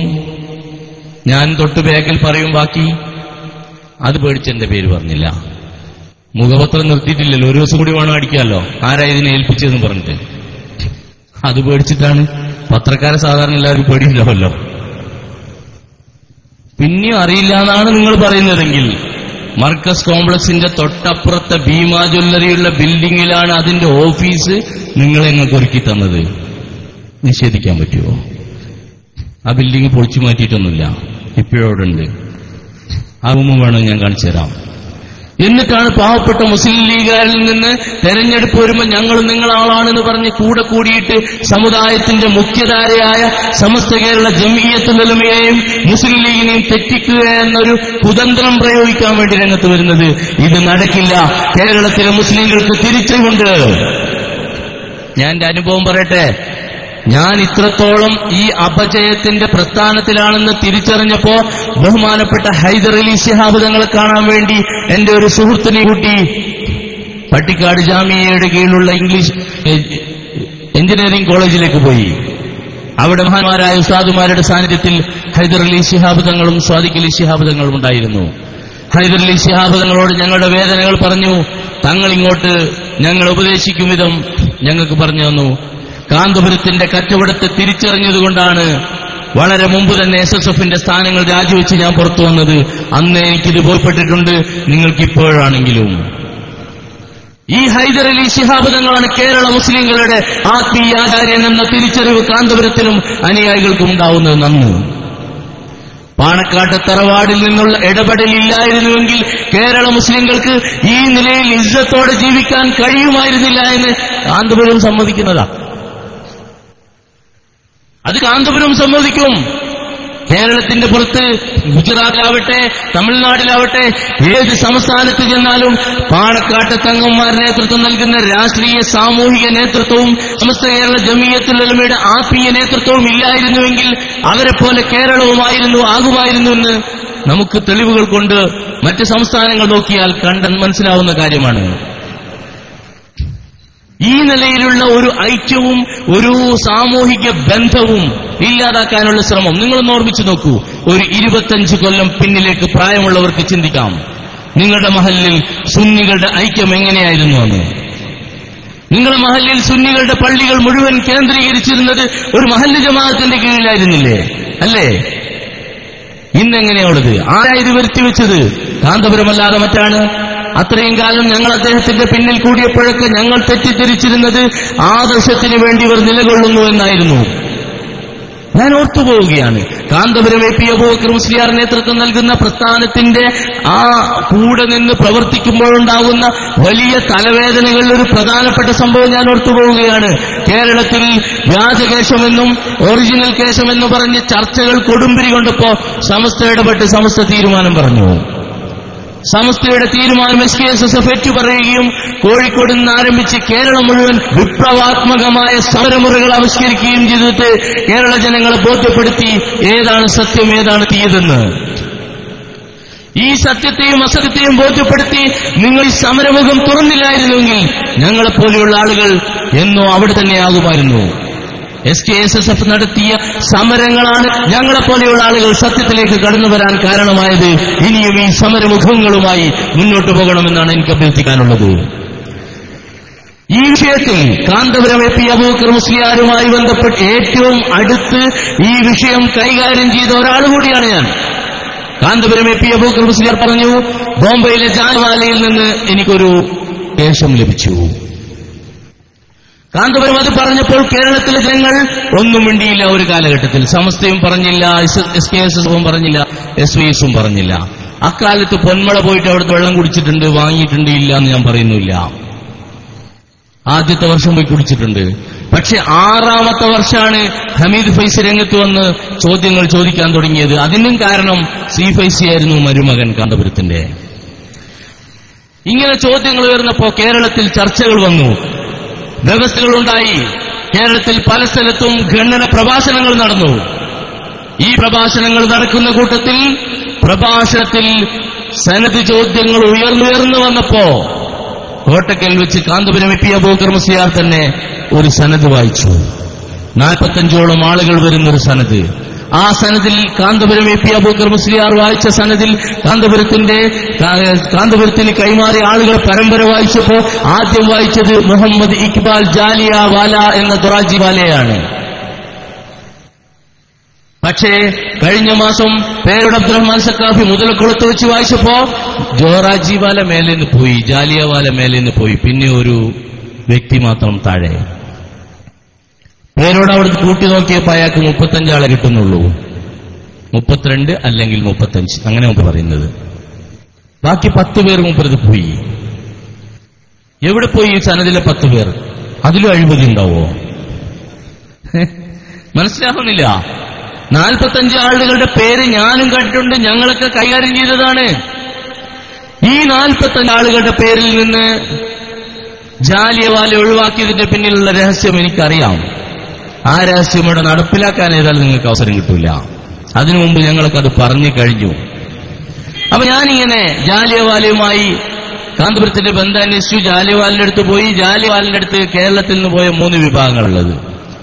ഒന്ന്, ആദ്യം പോയത് ഹമീദ് ഫൈസി ആൻഡ് ടീം, SKSSFന്റെ നേതാക്കൾ. രണ്ടാമത് പോയത് നൌഷാദ് ഹസനി, ഞാനും അടങ്ങുന്ന ടീമാണ്. മൂന്നാമത് പോയത് ജിഷാൻ മാഹിയും ടീം. അങ്ങനെ 3 പേരാ പോയത്. 3 ഒരേ അഭിപ്രായങ്ങളാണ് അവസാനം. ഈ 3 വിഭാഗം പോയത്. രണ്ടാമത് പോയത് ഞങ്ങൾ ഹമീദ് ഫൈസി പത്രസമ്മേളനത്തിലൂടെ പുറത്തുവിട്ട അഡ്രസ്സ് കണ്ടിട്ടാണ് ഞങ്ങൾ പോകുന്നത്. അല്ലാതെ ഞങ്ങളെ കയ്യിൽ അഡ്രസ്സ് ഉണ്ടായിട്ടില്ല. ഇത് ഞാൻ പട്ടിക്കാട് വെച്ച് ഉസ്താദുമാരുടെ സാന്നിധ്യത്തിൽ തന്നെ തുറന്നു പറഞ്ഞ സത്യമാണ്. ഹമീദ് ഫൈസി പുറത്തുവിട്ട വിസിറ്റിംഗ് കാർഡിൽ അദ്ദേഹം വായിക്കുന്ന അഡ്രസ്സ് കേട്ടിട്ടാണ് ഞങ്ങൾ ബോംബെയിലേക്ക് വണ്ടി വിടുന്നത്.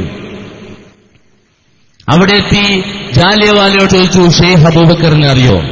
അങ്ങനെയാണല്ലോ, ജനിച്ചത് കേരളത്തിലാണെങ്കിലും ജീവിക്കുന്നത് വിദേശത്തായതുകൊണ്ട് അദ്ദേഹത്തെ അങ്ങനെ വിളിക്കപ്പെടാറുള്ളത്. ഷെയ്ഖ് അബൂബക്കർ, കാന്തപുരം AP അബൂബക്കർ മുസ്ലിയാർ അറിയോ എന്ന് ചോദിച്ചു. അദ്ദേഹം പറഞ്ഞു, കേട്ടിട്ടുണ്ട്, ഫോട്ടോ കണ്ടിട്ടുണ്ട്, അത്ര കണ്ടിട്ടുള്ളൂ. അദ്ദേഹത്തെ കാന്തപുരം കണ്ടിട്ടില്ല എന്ന് ഞങ്ങൾക്ക് അറിയാമായിരുന്നു. നിങ്ങൾ ചോദിച്ചതാണ്. അപ്പോ ഞങ്ങൾ ഉദ്ദേശമൊക്കെ പറഞ്ഞു. ഞങ്ങൾ കുറെ കാര്യങ്ങളൊക്കെ ചോദിച്ചറിഞ്ഞു. SKSSFന്റെ നേതാക്കൾ എന്തിനാ പോയതെന്നും എന്തൊക്കെയാ സംഭവിച്ചതെന്ന് പഠിക്കുകയായിരുന്നു. അവിടെ SKSSFന്റെ നേതാക്കൾ കൂടെ ഒരു പെൻ ക്യാമറ പിടിച്ചിരുന്നു. അതൊക്കെ സത്യമാണ്. ഒരു പെൻ ക്യാമറ കൊണ്ട് അത് പിടിക്കാൻ നോക്കിയിട്ടുണ്ട്. അവിടെയുള്ള ദൃശ്യങ്ങൾ അതൊക്കെ അന്വേഷകന്മാർ സാധാരണ ചെയ്യുന്ന പണി തന്നെയാണ്. ഞാനൊക്കെ ചെയ്യാറുള്ളത്, ചില്ല എന്നും പറയില്ല. പക്ഷെ അതവർ പിടിച്ചു.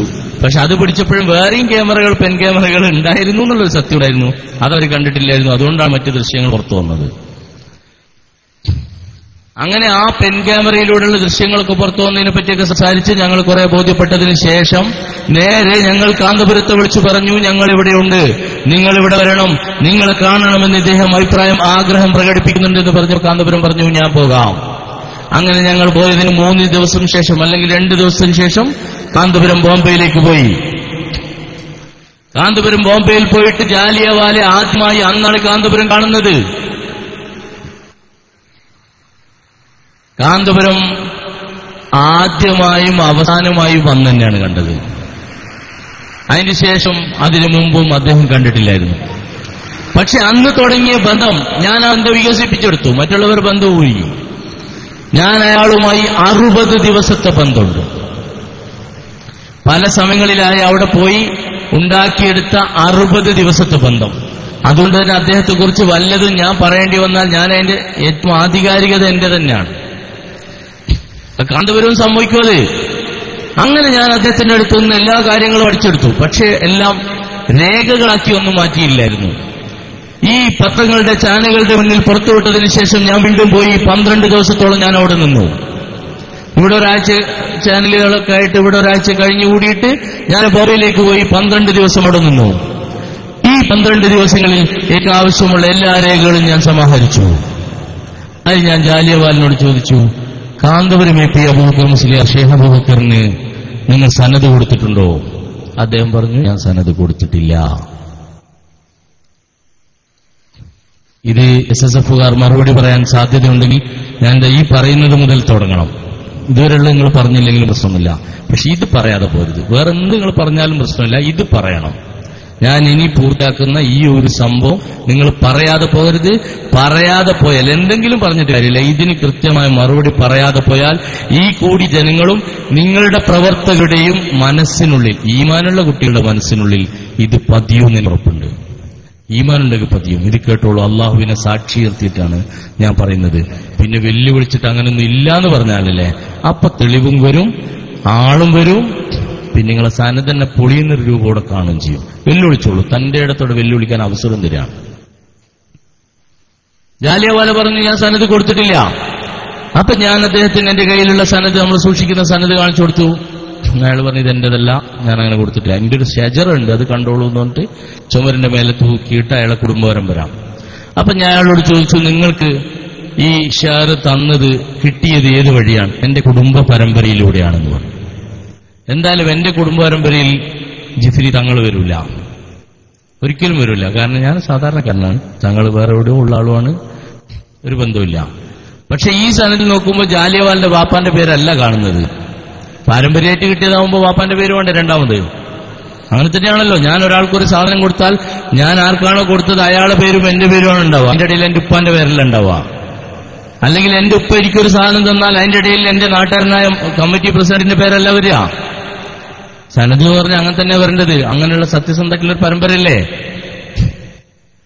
ഞാൻ ഇയാളോട് അതിൽ രണ്ടാമതൊരു അബ്ദുൽ ഖാദർ ജീലാനി എന്ന് പറഞ്ഞ ഒരാളുടെ പേരുണ്ട്. ഞാൻ ചോദിച്ചു, ഇയാള് നിങ്ങൾക്കറിയോ?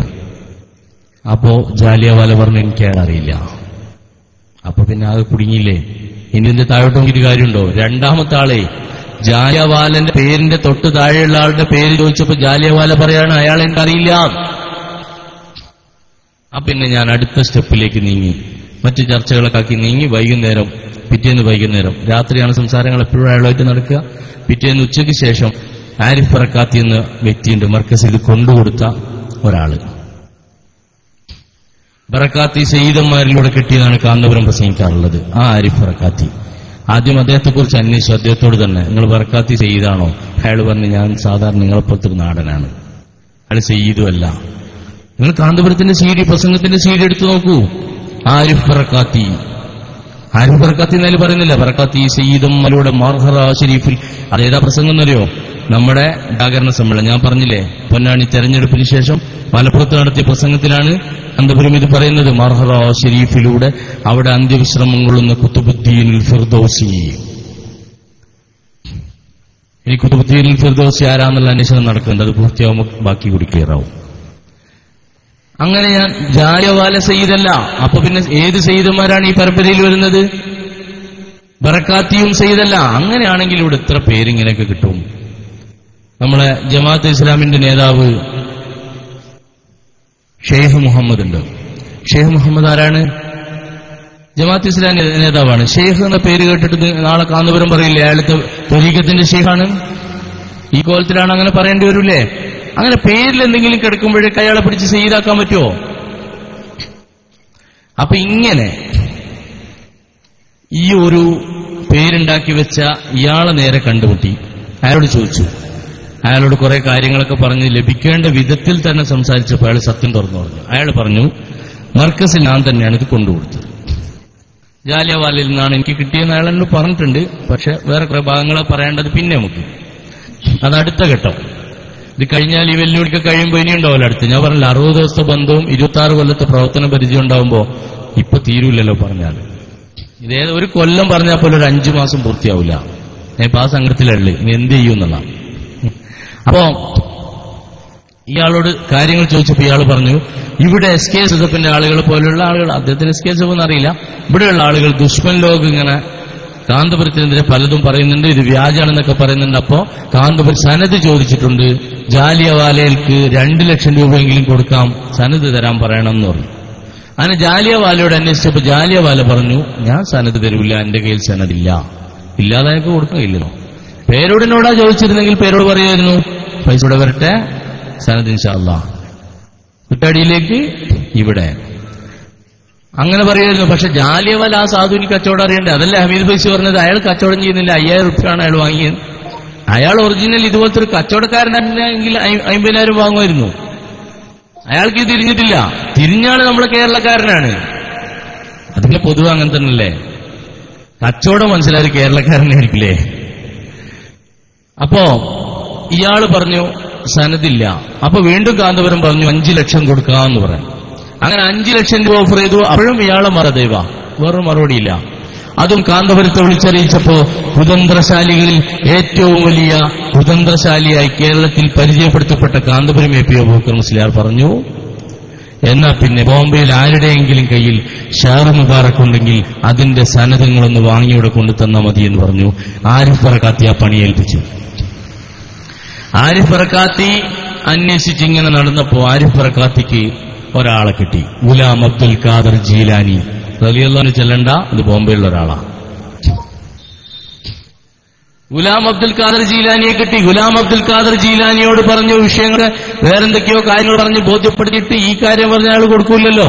അയാളുടെ കയ്യിൽ നിന്ന് സനത് വാങ്ങി കാന്തപുരത്തിന് അയച്ചു കൊടുത്തു. ഇത് ആരിഫ് ബറക്കാത്തി പറഞ്ഞ സത്യമാണ്, ഖുർആൻ സാക്ഷി നിർത്തിക്കൊണ്ട് അയാൾ എന്നോട് പറഞ്ഞ സത്യം. ഇനി അയാൾ ഖുർആൻ സാക്ഷി നിർത്തിയിട്ടില്ല എന്ന് പറഞ്ഞാലും ഓഡിയോ ഒന്നും അത് പോവില്ലല്ലോ. ഓഡിയോ രേഖകൾക്ക് പിന്നെ അവിടെ വേറെ കാര്യമൊന്നുമില്ലല്ലോ. സാക്ഷ്യപ്പെടുത്തുന്ന അടക്കം ഓഡിയോ രേഖ ഉണ്ടെന്നർത്ഥം. അയാളത് പറഞ്ഞു. അപ്പൊ ഞാൻ ഇയാളോട് ചോദിച്ചു, പിന്നെ നിങ്ങൾ എന്ത് ചെയ്തു? അയാൾ നേരെ കാന്തപുരത്തിന് അയച്ചു കൊടുത്തു. അപ്പൊ ഇവിടെ കാന്തപുരത്തിന്റെ അടുത്ത് കിട്ടിയപ്പോ, നമ്മൾ സാധാരണ ബോംബെയിൽ നിന്നൊക്കെ വണ്ടിയെടുക്കുന്ന ആളുകളുണ്ട് ഇവിടെ, കാറൊക്കെ എടുത്തുകൊണ്ടിരുന്നില്ലേ ബോംബെയിൽ നിന്ന്. എന്താ ചെയ്യുക? കാർ നേരെ കൊണ്ടുവന്ന് ഇവിടെ ഒട്ടാണ് ചെയ്യുക? അല്ല, നമ്മൾ റീ രജിസ്ട്രേഷനൊക്കെ ചെയ്ത് പേപ്പറൊക്കെ ശരിയാക്കി എഞ്ചിനും ചേസൊക്കെ ഒന്ന് പൊടി പറ്റി തട്ടി ക്ലിയർ ആക്കി ഒന്ന് മൊഞ്ചാക്കിയാണ് റോട്ടിൽ ഇറക്കുക. അതുപോലെ ബോംബെയിൽ നിന്ന് കിട്ടിയ സനതല്ലേ. അപ്പൊ മുപ്പര് ഇവിടെ കൊണ്ടുവന്നിട്ട് പിന്നെ ഒന്ന് ടൈപ്പ് ചെയ്തൊന്ന് ഉഷാറാക്കി അതിലെ പേരുകളൊക്കെ ഒന്ന് ഉഷാറാക്കിയിട്ട് അത് നല്ല വളരെ ഉഷാറുള്ള സനതാക്കി പുറത്തു കൊണ്ടുവന്നു. അതാണ് നമ്മുടെ സക്കാഫിമാർ വിളിച്ചു പറഞ്ഞത്, ഞങ്ങളാണ് സനത് ടൈപ്പ് ചെയ്തുണ്ടാക്കിയത്. ഖാദിരിയ ത്വരീഖത്തിന്റെ സനതാണ് എന്ന് അവർ പറയാൻ കാരണം എന്തായിരുന്നു? ഇദ്ദേഹം ഖാദിരിയ ത്വരീഖത്തിലെ ഒരു അംഗം കൂടിയാണ്. ഗുലാം അബ്ദുൽ ഖാദർ ജീലാനി, അയാളുടെ കുടുംബം പോലും ത്വരീഖത്തുമായി ബന്ധമുള്ളതുകൊണ്ടാണ് ആ പേര് തന്നെ അദ്ദേഹത്തിന് നൽകിയത്. ഈ ഗുലാം അബ്ദുൽ ഖാദർ ജീലാനിക്ക് ഒരുപക്ഷെ അങ്ങനെ ഒരു സനത് അയാളുടെ കയ്യിൽ ഉണ്ടായിട്ടുണ്ടാവും. അങ്ങനെ ഞാൻ ഗുലാം അബ്ദുൽ ഖാദർ ജീലാനിയെ കണ്ടെത്തി. വെറുതെ പോരല്ല അവിടുന്ന് ഇങ്ങോട്ട്, 12 ദിവസം ഉണ്ടില്ലേ അവിടെ. ഗുലാം അബ്ദുൽ ഖാദർ ജീലാനിയുടെ അടുത്ത് പോയി സത്യങ്ങൾ ഓരോന്നും അയാളെ കൊണ്ട് പറയിച്ചു. അയാൾക്കിതൊന്നും ഈ കുതന്ത്രങ്ങളൊന്നും അറിയില്ല. അയാളോട് ഞാൻ ചോദിച്ചു, മുഹമ്മദ് ഇക്ബാൽ ജാലിയവാല എന്ന് പേരുള്ള ആളെ നിങ്ങൾക്കറിയോ? അയാൾ പറഞ്ഞു എനിക്കറിയില്ല, അയാളെ ഞാൻ ജീവിതത്തിൽ കണ്ടിട്ടില്ല, എനിക്കറിയില്ല. എന്നുണ്ട് ജാലിയവാല പറയുന്നു എനിക്ക് ഗുലാം അബ്ദുൽ ഖാദർ ജീലാനി അറിയില്ല. ഗുലാം അബ്ദുൽ ഖാദർ ജീലാനി പറയുന്നു ജാലിയവാല എനിക്കറിയില്ല. കാന്തപുരം പറയുന്നു എനിക്കിത് തന്നത് ഗുലാം അബ്ദുൽ ഖാദർ ജീലാനി ജാലിയവാലയ്ക്ക് കൊടുത്ത് ജാലിയവാല എനിക്ക് തന്നു എന്ന സനദ കാന്തപുരം വായിക്കുന്നത്. ഏതുപോലെ നമ്മുടെ നാട്ടില് പോസ്റ്റ് കാർഡ് ഇപ്പൊ വളരെ കുറവാണെങ്കിലും മുമ്പൊക്കെ പോസ്റ്റ് കാർഡ് കത്തെഴുതാനായി ഉപയോഗിക്കാറുണ്ടല്ലോ. അതിലൊരാള് മുമ്പൊരു കത്തെഴുതി, എത്രേ എനിക്കിവിടെ സുഖം തന്നെയാണ്, നിങ്ങൾക്കവിടെ സുഖമെന്ന് ഞാൻ കരുതുന്നു എന്ന് കത്തെഴുതിയിട്ട് വിട്ടു. കത്ത് പോസ്റ്റ് ചെയ്തു. പോസ്റ്റ്മാന്റെ കയ്യിൽ അത് കൊണ്ടുകൊടുക്കാൻ പോകുമ്പോൾ വെറുതെ ഒരു പോസ്റ്റ് കാർഡാണല്ലോ, ഒരു കൗതുകം കൊണ്ട് അയാളൊന്ന് വായിച്ചു നോക്കി എന്തായാലും ഉള്ളത് എന്നറിയാൻ വായിച്ചു നോക്കിയപ്പോൾ അയാൾ ഈ കത്ത് കണ്ടു. എനിക്കവിടെ സുഖം തന്നെ, എനിക്കിവിടെയും സുഖം കരുതുന്നു. മുറിക്ക് തോന്നി പിന്നെ ഇത് കൊണ്ടുകൊടുക്കുന്ന എനിക്കാണോ രോഗം? ഇവർക്ക് രണ്ടാക്കും സുഖമാണ്, പിന്നെ എനിക്ക് രോഗമാണോ? അതുപോലെ ജാലിയവാല പറയുന്നു എനിക്ക് അയാളറിയാം. ഗുലാം പറയുന്നു എനിക്ക് ജാലിയവാല അറിയില്ല, പിന്നെ എനിക്ക് മാത്രമാണോ രോഗം? അവിടെ നിൽക്കാൻ വേണ്ടി ഞാൻ വളരെ പെട്ടെന്ന് രാജിവെച്ച് ഇങ്ങോട്ട് പോകുന്നു. പിന്നെ എനിക്ക് മാത്രമായിട്ട് രോഗം ഉണ്ടാവേണ്ട ആവശ്യമില്ല. നിങ്ങളോട് എനിക്ക് പറയാനുള്ളത് അതാണ്. SSFകാരോട് മുഴുവൻ എനിക്ക് പറയാനുള്ളത് അതാണ്.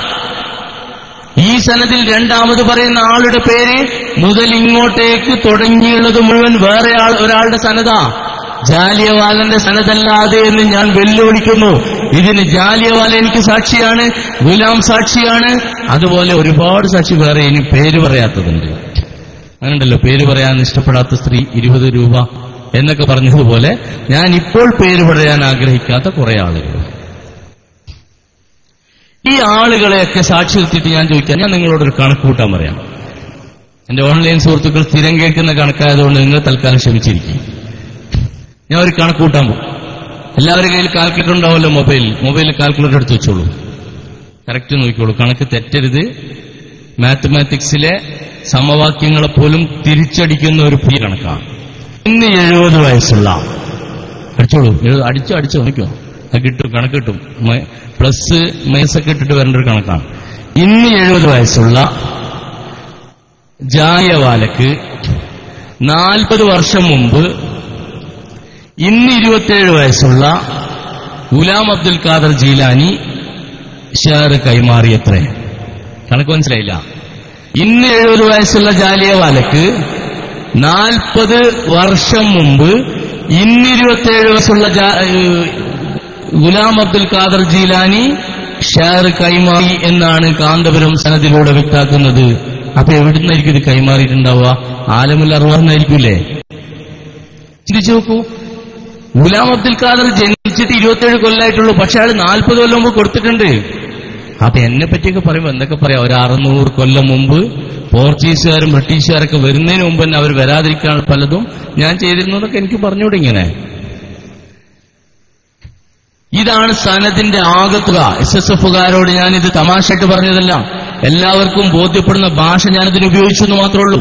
എന്റെ പ്രിയപ്പെട്ട SSFകാര, മർക്കസിലേക്ക് ഫോൺ ചെയ്യുക, എന്നിട്ട് ചോദിക്കുക. ഒന്നാമത്തെ ചോദ്യം, ഇക്ബാൽ ജാലിയവാലയിൽ നിന്ന് ഷെയർ മുബാറക്ക് നിങ്ങൾക്ക് വാങ്ങിത്തന്നു എന്ന് പറയുന്ന നിങ്ങൾക്ക് വാങ്ങിത്തന്നു എന്ന് പറഞ്ഞ നേരത്തെ ഞാൻ സൂചിപ്പിച്ച ആരിഫ് പറക്കാത്തി എന്ന മനുഷ്യൻ, ബോംബെക്കാരൻ, മഹാരാഷ്ട്ര സ്വദേശി, അദ്ദേഹം ബറക്കാത്തി സയ്യിദന്മാരിൽപ്പെട്ട ആളാണോ തങ്ങളാണോ എന്ന് ആദ്യം ചോദിക്കുക. അയാൾ സഖാഫിയാണ്. അയാളുടെ അഡ്രസ്സും കുടുംബ പേരും വിലാസവും ഒക്കെ അവിടെ ഉണ്ടല്ലോ. അയാൾ സയ്യിദാണോ എന്ന് ചോദിക്കുക. ചോദ്യം ഒന്ന്. ഇതേ ചോദ്യം ഞാൻ മർക്കസിന്റെ ജനറൽ മാനേജർ കാന്തപുരത്തിന്റെ മരുമകനുമായ സിഫൈസിയുടെ വീട്ടിന് മുന്നിൽ പോയി എന്ന് വിളിച്ചിരുന്നു ഞാൻ ഈ ചോദ്യം.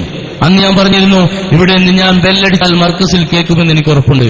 അതിന്റെ കീ പോയിന്റ് ഇപ്പൊ വീട്ടിലിരുന്ന് ഇത് കേൾക്കുന്നുണ്ടെന്നും എനിക്കറിയാം എന്ന് പറഞ്ഞ് അദ്ദേഹത്തോട് ഞാൻ അന്ന് ചോദിച്ച ചോദ്യം, ഇങ്ങ് മർക്കസിൽ നിന്നും കുറെ അകലെ ചെട്ടിപ്പടിയിലിരുന്ന് ഞാൻ ഇവിടെയുള്ള SSFകാരോട് ചോദിക്കുന്നു, നിങ്ങൾ ചോദിക്കുക, ഈ ആരിഫ് പറക്കാത്തി സയ്യിദാണോ അല്ലേ? ഒന്നാമത്തെ ചോദ്യം. 2, കോട്ടക്കൽ വെച്ച് വായിച്ച സനദിൽ ഒന്നാമത്തെ പേര് ജാലിയവാലയുടെയായിരുന്നു. പക്ഷേ അതേ സനദ് എന്ന് പറഞ്ഞ് കോഴിക്കോട് കഴിഞ്ഞ 4-ാം തീയതി പേരോട് വായിച്ച സനദിൽ ഒന്നാമത്തെ പേര് ഗുലാം അബ്ദുൽ ഖാദർ ജീലാനിയുടേതാണ്. ഇതിന്റെ പിന്നിൽ നിങ്ങൾ ഉദ്ദേശിക്കുന്ന ഒരു പുതിയ കളിയുണ്ട്. ഗുലാം അബ്ദുൽ ഖാദറിന്റെ കയ്യിൽ ഞാനും ഒരു ഷെയർ ഉണ്ടെങ്കിൽ അത് ബക്കസിൽ കൊണ്ടുവച്ചുകൊണ്ട് ആ സനദ് ഇതാണ്, ആ സനദെന്നും ആ സനദ് ഇതാണെന്നൊക്കെ പറഞ്ഞ് എനിക്കിത് ബോധ്യമുണ്ടെന്ന് ബോധ്യമുള്ളത് കൊണ്ട് പുതിയൊരു കളി നിങ്ങൾ ആഗ്രഹിക്കുന്നു. ആ കളി എനിക്ക് കേരളത്തിൽ നടക്കൂല. പുതിയൊരു കളി ഉദ്ദേശിച്ചതാ. എന്താ? ഈ സനദില്ല ആരും അറിയാതെ കൊണ്ട് പിൻവലിച്ചിട്ട് ഗുലാം അബ്ദുൽ ഖാദറിന് തുടങ്ങിയുള്ള സനദ് ഇങ്ങനെ കൊണ്ടുവരിക. എന്നിട്ട് ഗുലാമിന്റെ അടുത്ത് ചിലപ്പോൾ 1-2 ഉണ്ടാവും, അതിൽ ഒന്നിവിടെ വാങ്ങിക്കൊണ്ടുവരിക, പൈസ കൊടുത്തോ എങ്ങനെയെങ്കിലും. എന്നിട്ട് വരും കാല തലമുറക്കെങ്കിലും ഈ കുടുക്കിൽ നിന്ന് രക്ഷപ്പെടാനുള്ള ഒരു പുതിയ വേദി, ആ വേദി നടക്കില്ല. നടത്തിക്കോളൂ, പ്രശ്നമില്ല. ഇപ്പോഴുള്ളതിനെ കുറിച്ചൊരു തീരുമാനമാക്കണം. ഇപ്പോഴുള്ളതിനെ കുറിച്ച് തീരുമാനമാക്കിയ പിന്നെ ജനങ്ങൾ ബാക്കി തീരുമാനിച്ചോളൂ. പിന്നെ നിങ്ങൾ അതിന്റെ അപ്പുറത്ത് തീരുമാനിക്കാൻ വരേണ്ടി വരില്ല. SSFകാര് തന്നെ ബാക്കിയാക്കി തരും.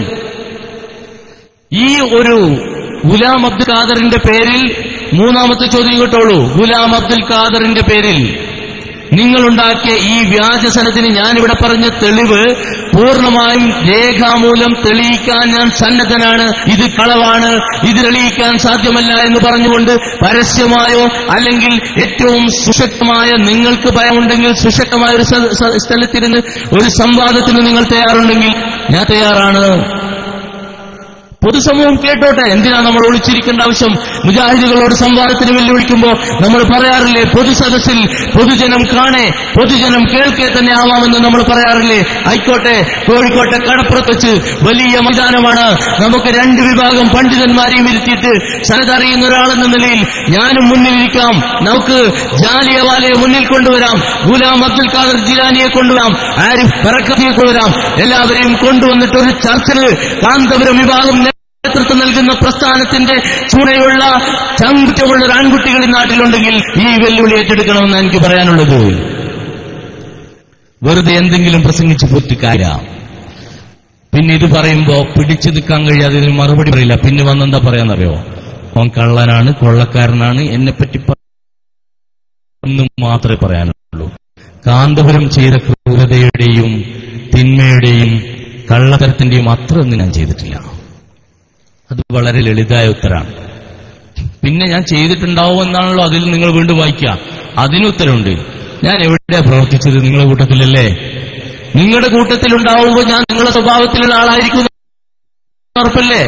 എന്റെ നേതാവ് നിങ്ങളായിരുന്നു, എന്റെ നേതാക്കൾ നിങ്ങളായിരുന്നു, എന്റെ സഹവാസികൾ നിങ്ങളായിരുന്നു, ആ പ്രവർത്തകരും നേതാക്കളും ഉണ്ടായത്. അവിടെയുള്ള എല്ലാ ദുശ്ശീലങ്ങളും എനിക്കില്ലേ? ആ ദുശ്ശീലങ്ങൾ എന്റെ ജീവിതത്തിലുണ്ടാവും. ആ ദുശ്ശീലത്തിൽ നിന്ന് രക്ഷപ്പെടാൻ വേണ്ടിയാണ് ഞാൻ സമസ്തയുടെ പാതയിലേക്ക് വന്നത്. അപ്പൊ കഴിഞ്ഞകാല ജീവിതത്തിൽ നിങ്ങൾ അങ്ങനെ പറയാനുണ്ടെങ്കിൽ ഇനി എന്ത് നിങ്ങൾ പറഞ്ഞാലും അതാണ് കാരണം എന്ന് ആദ്യം മനസ്സിലാക്കുക. ഇനി അങ്ങനെ എന്തെങ്കിലും ഒരു ആരോപണം കൊണ്ടുവന്നുകൊണ്ട് നിങ്ങൾ രക്ഷപ്പെടാൻ കഴിയുമോ നിങ്ങൾക്ക്? പിന്നെ കടങ്ങൾ ഒരുപാട് എനിക്കുണ്ട് എന്നാ പറഞ്ഞത്. ഒരുപാടുണ്ട്. എന്തായാലും 1 ലക്ഷം 1.5 ലക്ഷം റുപ്യന്റെ അടുത്ത് കടം എനിക്കുണ്ട്. അത് പറയുമ്പോൾ നിങ്ങൾക്ക് തന്നെ ചിരി വരും. ഇരിക്കുന്ന ഒരാളുകൾക്ക് 5 ലക്ഷമൊക്കെ കടം ഉണ്ടാവും. എനിക്ക് അത്രേ ഉള്ളൂ. പക്ഷേ ഞാൻ ആണത്വത്തോടെ പറയും, അള്ളാഹുവിന്റെ തൗഫീഖ് കൊണ്ട് ഒരു 10,000-15,000 രൂപ എന്റെ വ്യക്തിപര കടാണ്. ബാക്കിയെല്ലാം കാന്തപുരം AP അബൂബക്കർ മുസ്ലിയാരുടെ പ്രസ്ഥാനത്തിന് വേണ്ടി പ്രവർത്തിച്ചപ്പോഴുണ്ടായിരുന്ന കടങ്ങൾ മാത്രമാണ് എന്റേത്. ഈ സംഘടനയ്ക്ക് വേണ്ടി ഒരു മാസിക മുഖാമോ എന്നുള്ള പേരിൽ ഞാൻ ഇറക്കിയിരുന്നു. അതിന്റെ പേരിൽ കടത്തിൽ ഇങ്ങനെ മുങ്ങിത്താണ് പോകുന്ന സമയത്ത് രക്ഷയില്ലാതെ വന്നപ്പോ എന്റെ കയ്യിൽ ഒരു 50 സെന്റ് സ്ഥലം ഉണ്ടായിരുന്നു. അതും വിറ്റു ഞാൻ. എന്തിന്? എന്റെ ആദർശ പ്രചരണത്തിന് ആ പ്രസ്ഥാനത്തിൽ നിന്ന് പ്രവർത്തിക്കാൻ വേണ്ടി. അങ്ങനെയുണ്ടായ കടങ്ങളല്ലാതെ മറ്റൊന്നും നിങ്ങൾക്ക് പറയാനില്ല. പിന്നെ ആ ആരോപണത്തിൽ തന്നെ ഒരു ഉത്തരവുണ്ട്. ഞാനെങ്കിലും ഉണ്ടാക്കിയിട്ടില്ല എന്നാണ് പറഞ്ഞതിന്റെ അർത്ഥം. ഇവിടുന്ന് തിരിച്ചെന്താണ് SKSF പറയുന്നത്? 100 കോടി കുറ്റിപ്പുറം പിന്നെ കാന്തപുരം, അങ്ങനെയാണ് ഇവിടുന്ന് കൂടി പറയുന്നത്. പൈസ ഉണ്ടാക്കിയതാണ്. നിങ്ങൾ തിരിച്ച് എന്റെ പേരിൽ എന്താ പറയുന്നത്? എനിക്ക് ഒരുപാട് കടമുണ്ട് എന്നാണ്. അപ്പൊ ഞാൻ വളരെ ക്ലിയറാണ്, ഒന്നും അവിടുന്ന് ഉണ്ടാക്കിയിട്ടില്ല. അതിന് ഞാൻ നിങ്ങൾക്ക് നന്ദി പറയാണ്. നാളെ ഇനി കോടികൾ ഉണ്ടാക്കിയെന്ന് ഇതിന്റെ പേരിൽ ഉണ്ടാക്കാൻ നിൽക്കണ്ട, ഇപ്പോൾ ഉള്ളത് തന്നെ തുടർന്നോളൂ. ഇതേ ആരോപണം തുടർന്നാൽ മതി, ഇത് കുറക്കണ്ട. എന്തായാലും ഞാൻ 1000 രൂപയുടെ റെസീപ്റ്റുകൾ അടിച്ചിട്ട് നാട് മുഴുവൻ പിരിവ് നടത്തിയതിനു ശേഷം ഈ മാതൃഭൂമിയിൽ പറഞ്ഞതുപോലെ പിരിവ് നടത്തിയിട്ടില്ല എന്ന് പറയുന്ന ഒരു ക്രൂരത ഞാൻ നടത്തിയിട്ടില്ല. നിങ്ങൾ കണ്ടതല്ലേ? ഇത് മാതൃഭൂമിയാണ്. 2 ലക്കം മുമ്പ് കേരളത്തിലെ ജനങ്ങൾ വായിച്ച മാതൃഭൂമി ആഴ്ചപ്പതിപ്പാണ്. നിങ്ങൾ ഈ നാട്ടിലും ഒരുപാട് ബോർഡുകൾ നിങ്ങൾ കണ്ടിട്ടുണ്ടാവും. തിരികേശപ്പള്ളി അല്ലെങ്കിൽ ഷേർ മുബാറക്ക് മസ്ജിദ്, തിരികേശ സൂക്ഷിപ്പിനൊരു ഉത്തമ കേന്ദ്രം, ഇങ്ങനെ പറഞ്ഞ് വലിയ ബോർഡുകൾ ഇവിടെയൊക്കെ സ്ഥാപിച്ചിരുന്നു. ആ ബോർഡുകൾ എന്താ ഉണ്ടായത്? തിരികേശപ്പള്ളിയിലേക്ക് സംഭാവന ചെയ്യാൻ പറഞ്ഞിരുന്നു. ഇല്ലേ? എന്നാ കാന്തപുരം പറയുന്നത് കേട്ടോളൂ. മഹാനായ കാന്തപുരം AP അബൂബക്കർ മുസ്ലിയാർ, അങ്ങനെ തന്നെ പറയാമല്ലോ എനിക്ക് വായിക്കുമ്പോൾ. ഇനി അതിന്റെ പേരിൽ നിങ്ങൾക്ക് വിഷമം വേണ്ട, ആ ആളുകൾക്ക് കേട്ടോളൂ. കാന്തപുരത്തോട് ചോദ്യമാണ്, അങ്ങനെയായിരുന്നെങ്കിൽ തിരികേശ വിവാദത്തിലേക്ക് താങ്കൾ പോകാൻ പാടില്ലായിരുന്നല്ലോ. മറുപടി: ഞങ്ങൾ ഒരു വിവാദത്തേക്കും പോയിട്ടില്ലല്ലോ.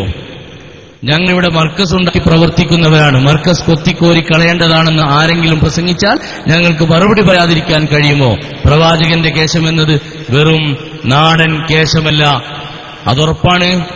റസൂലുള്ളാഹി സ്വല്ലല്ലാഹു അലൈഹി വസല്ലം തങ്ങളുടെ ഷാർ മുബാറക്ക് അത് വിശുദ്ധമാണ്, അത് ലോകത്തെ ഏറ്റവും പവിത്രമാണെന്ന് കേരള ജനതയ്ക്ക് ആദ്യം പഠിപ്പിച്ചുകൊടുത്തത് സമസ്ത കേരള ജംഇയ്യത്തുൽ ഉലമയാണ്. വെല്ലൂരിൽ പാരമ്പര്യമായി സൂക്ഷിച്ചു വരുന്ന ഷാർ മുബാറക്കിന്റെ മുറ്റത്തിരിക്കാൻ കേരളത്തിലെ പണ്ഡിതന്മാരും സാധാരണക്കാരും പോയി അവിടെ ഇരിക്കുന്നത്, ബർക്കത്തെടുക്കുന്നത് കേരളത്തിൽ സമസ്ത പരിചയപ്പെടുത്തിയിട്ടാണ്. ഷാർ മുബാറക്കിന് കേരളത്തിലെ സുന്നികളെതിരല്ല. പക്ഷേ കാന്തപുരം കൊണ്ടുവരുന്നിടത്താണ് പ്രശ്നങ്ങൾ. ഇനിയിപ്പോ നാളെ പറയണ്ട കാന്തപുരം കൊണ്ടുവന്നുകൊണ്ട് എന്ന് പറഞ്ഞു. അല്ല, കാന്തപുരം ഞാനിപ്പോൾ വിശദീകരിച്ചല്ലോ. ഇവിടെ ഇങ്ങനെ ഒരാളെ കുറിച്ച് ആരെങ്കിലും വിശ്വസിക്കുമോ? ഞാനിവിടെ വിശദീകരിച്ച ഒരു കണക്ക് തന്നെ കൂട്ടി തന്നില്ലേ, 70 വയസ്സ്, 40 കൊല്ലം, 27 വയസ്സ്. അത് മാത്രം ഓർമ്മിച്ചാൽ മതി. എവിടെ നടക്കുമ്പോഴും ഊണിൽ ഉറക്കിൽ ഓർമ്മിക്കുക. കാന്തപുരം അബൂബക്കർ മുസ്ലിയാരുടെ പ്രസ്ഥാന പ്രവർത്തകരെ കാണുമ്പോൾ 70, 40, 27 ഈ 3 കണക്കുകൾ പഠിച്ച കൃത്യമായി ആ പ്രസ്ഥാനം അവിടെ തീർന്നു. എന്നിട്ട് കാന്തപുരം പറയാം, കേട്ടോളൂ, ഇവിടെ ബോർഡൊക്കെ വെച്ച ആളുകളും കേൾക്കണം, അത് കണ്ടവരും ഇത് കേൾക്കണം.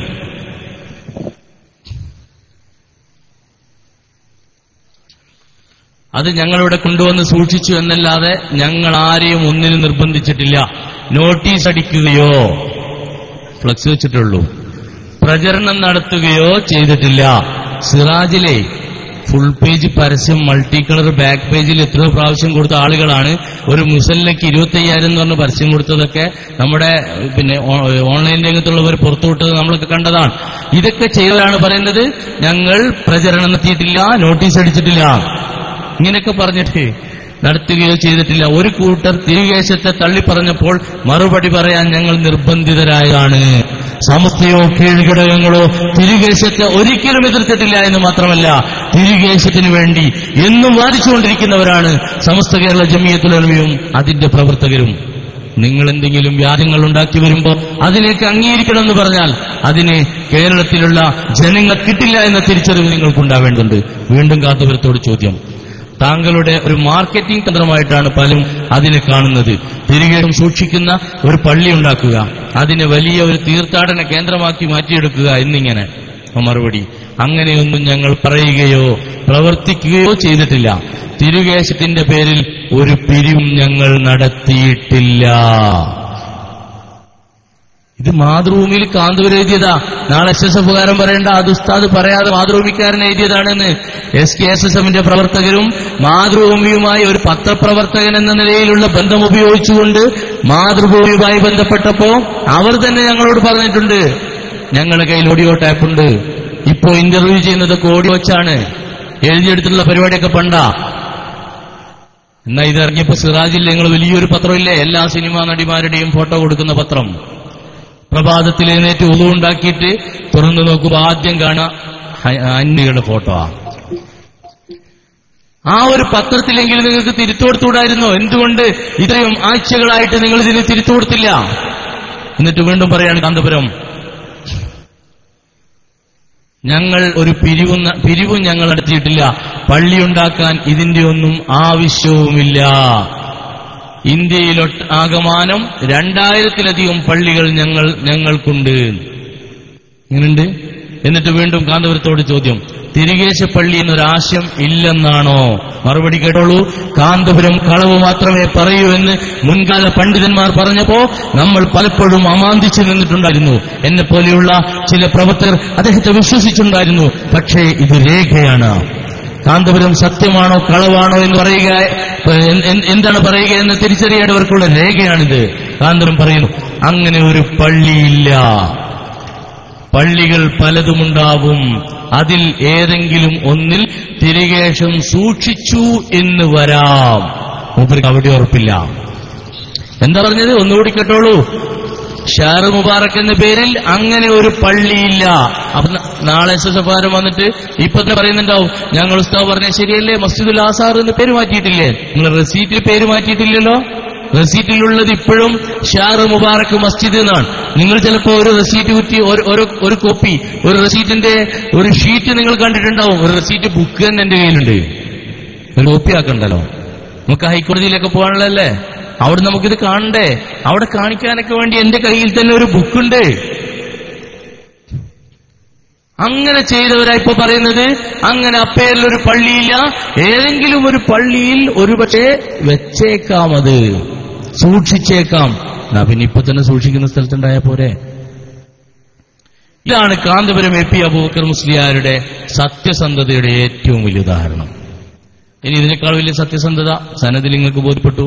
ഇനി ഇതിനേക്കാൾ വലുതൊന്നും നിങ്ങൾക്ക് ബോധ്യപ്പെടേണ്ട ആവശ്യമില്ലല്ലോ. പിന്നെ ഇവർ പറയാം, നേരത്തെ തന്നെ നിങ്ങൾ കേട്ടില്ലേ, എന്ത് പറഞ്ഞാലും നിങ്ങൾ ഉസ്താദ് 25,000 പള്ളി ഉണ്ടാക്കിയെന്നാ പറയാം. അല്ല, 25,000 2000, സോറി മാറിപ്പോയതാണ്.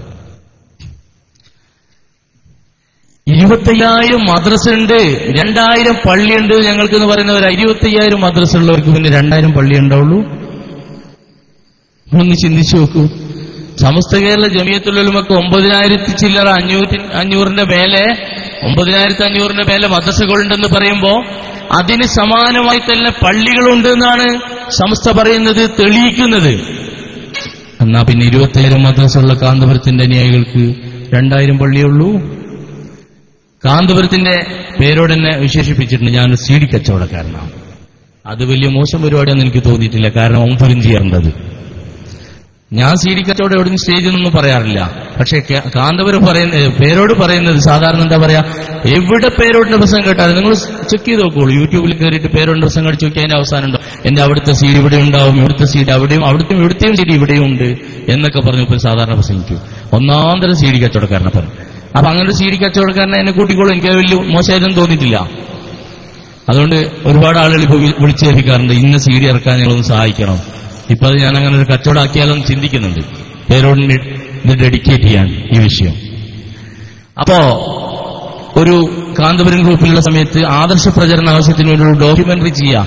കാന്തപുരം ഇത്ര വലിയ മഹാനാണ്, 2000 പള്ളിയൊക്കെ ഉണ്ടായ ആളാണെങ്കിൽ ആ 2000 പള്ളികൾ അന്വേഷിച്ച് ഒരു ഡോക്യുമെന്ററി തയ്യാറാക്കിയാലോ എന്ന് ഞാൻ ഇങ്ങനെ ചിന്തിക്കുകയായിരുന്നു.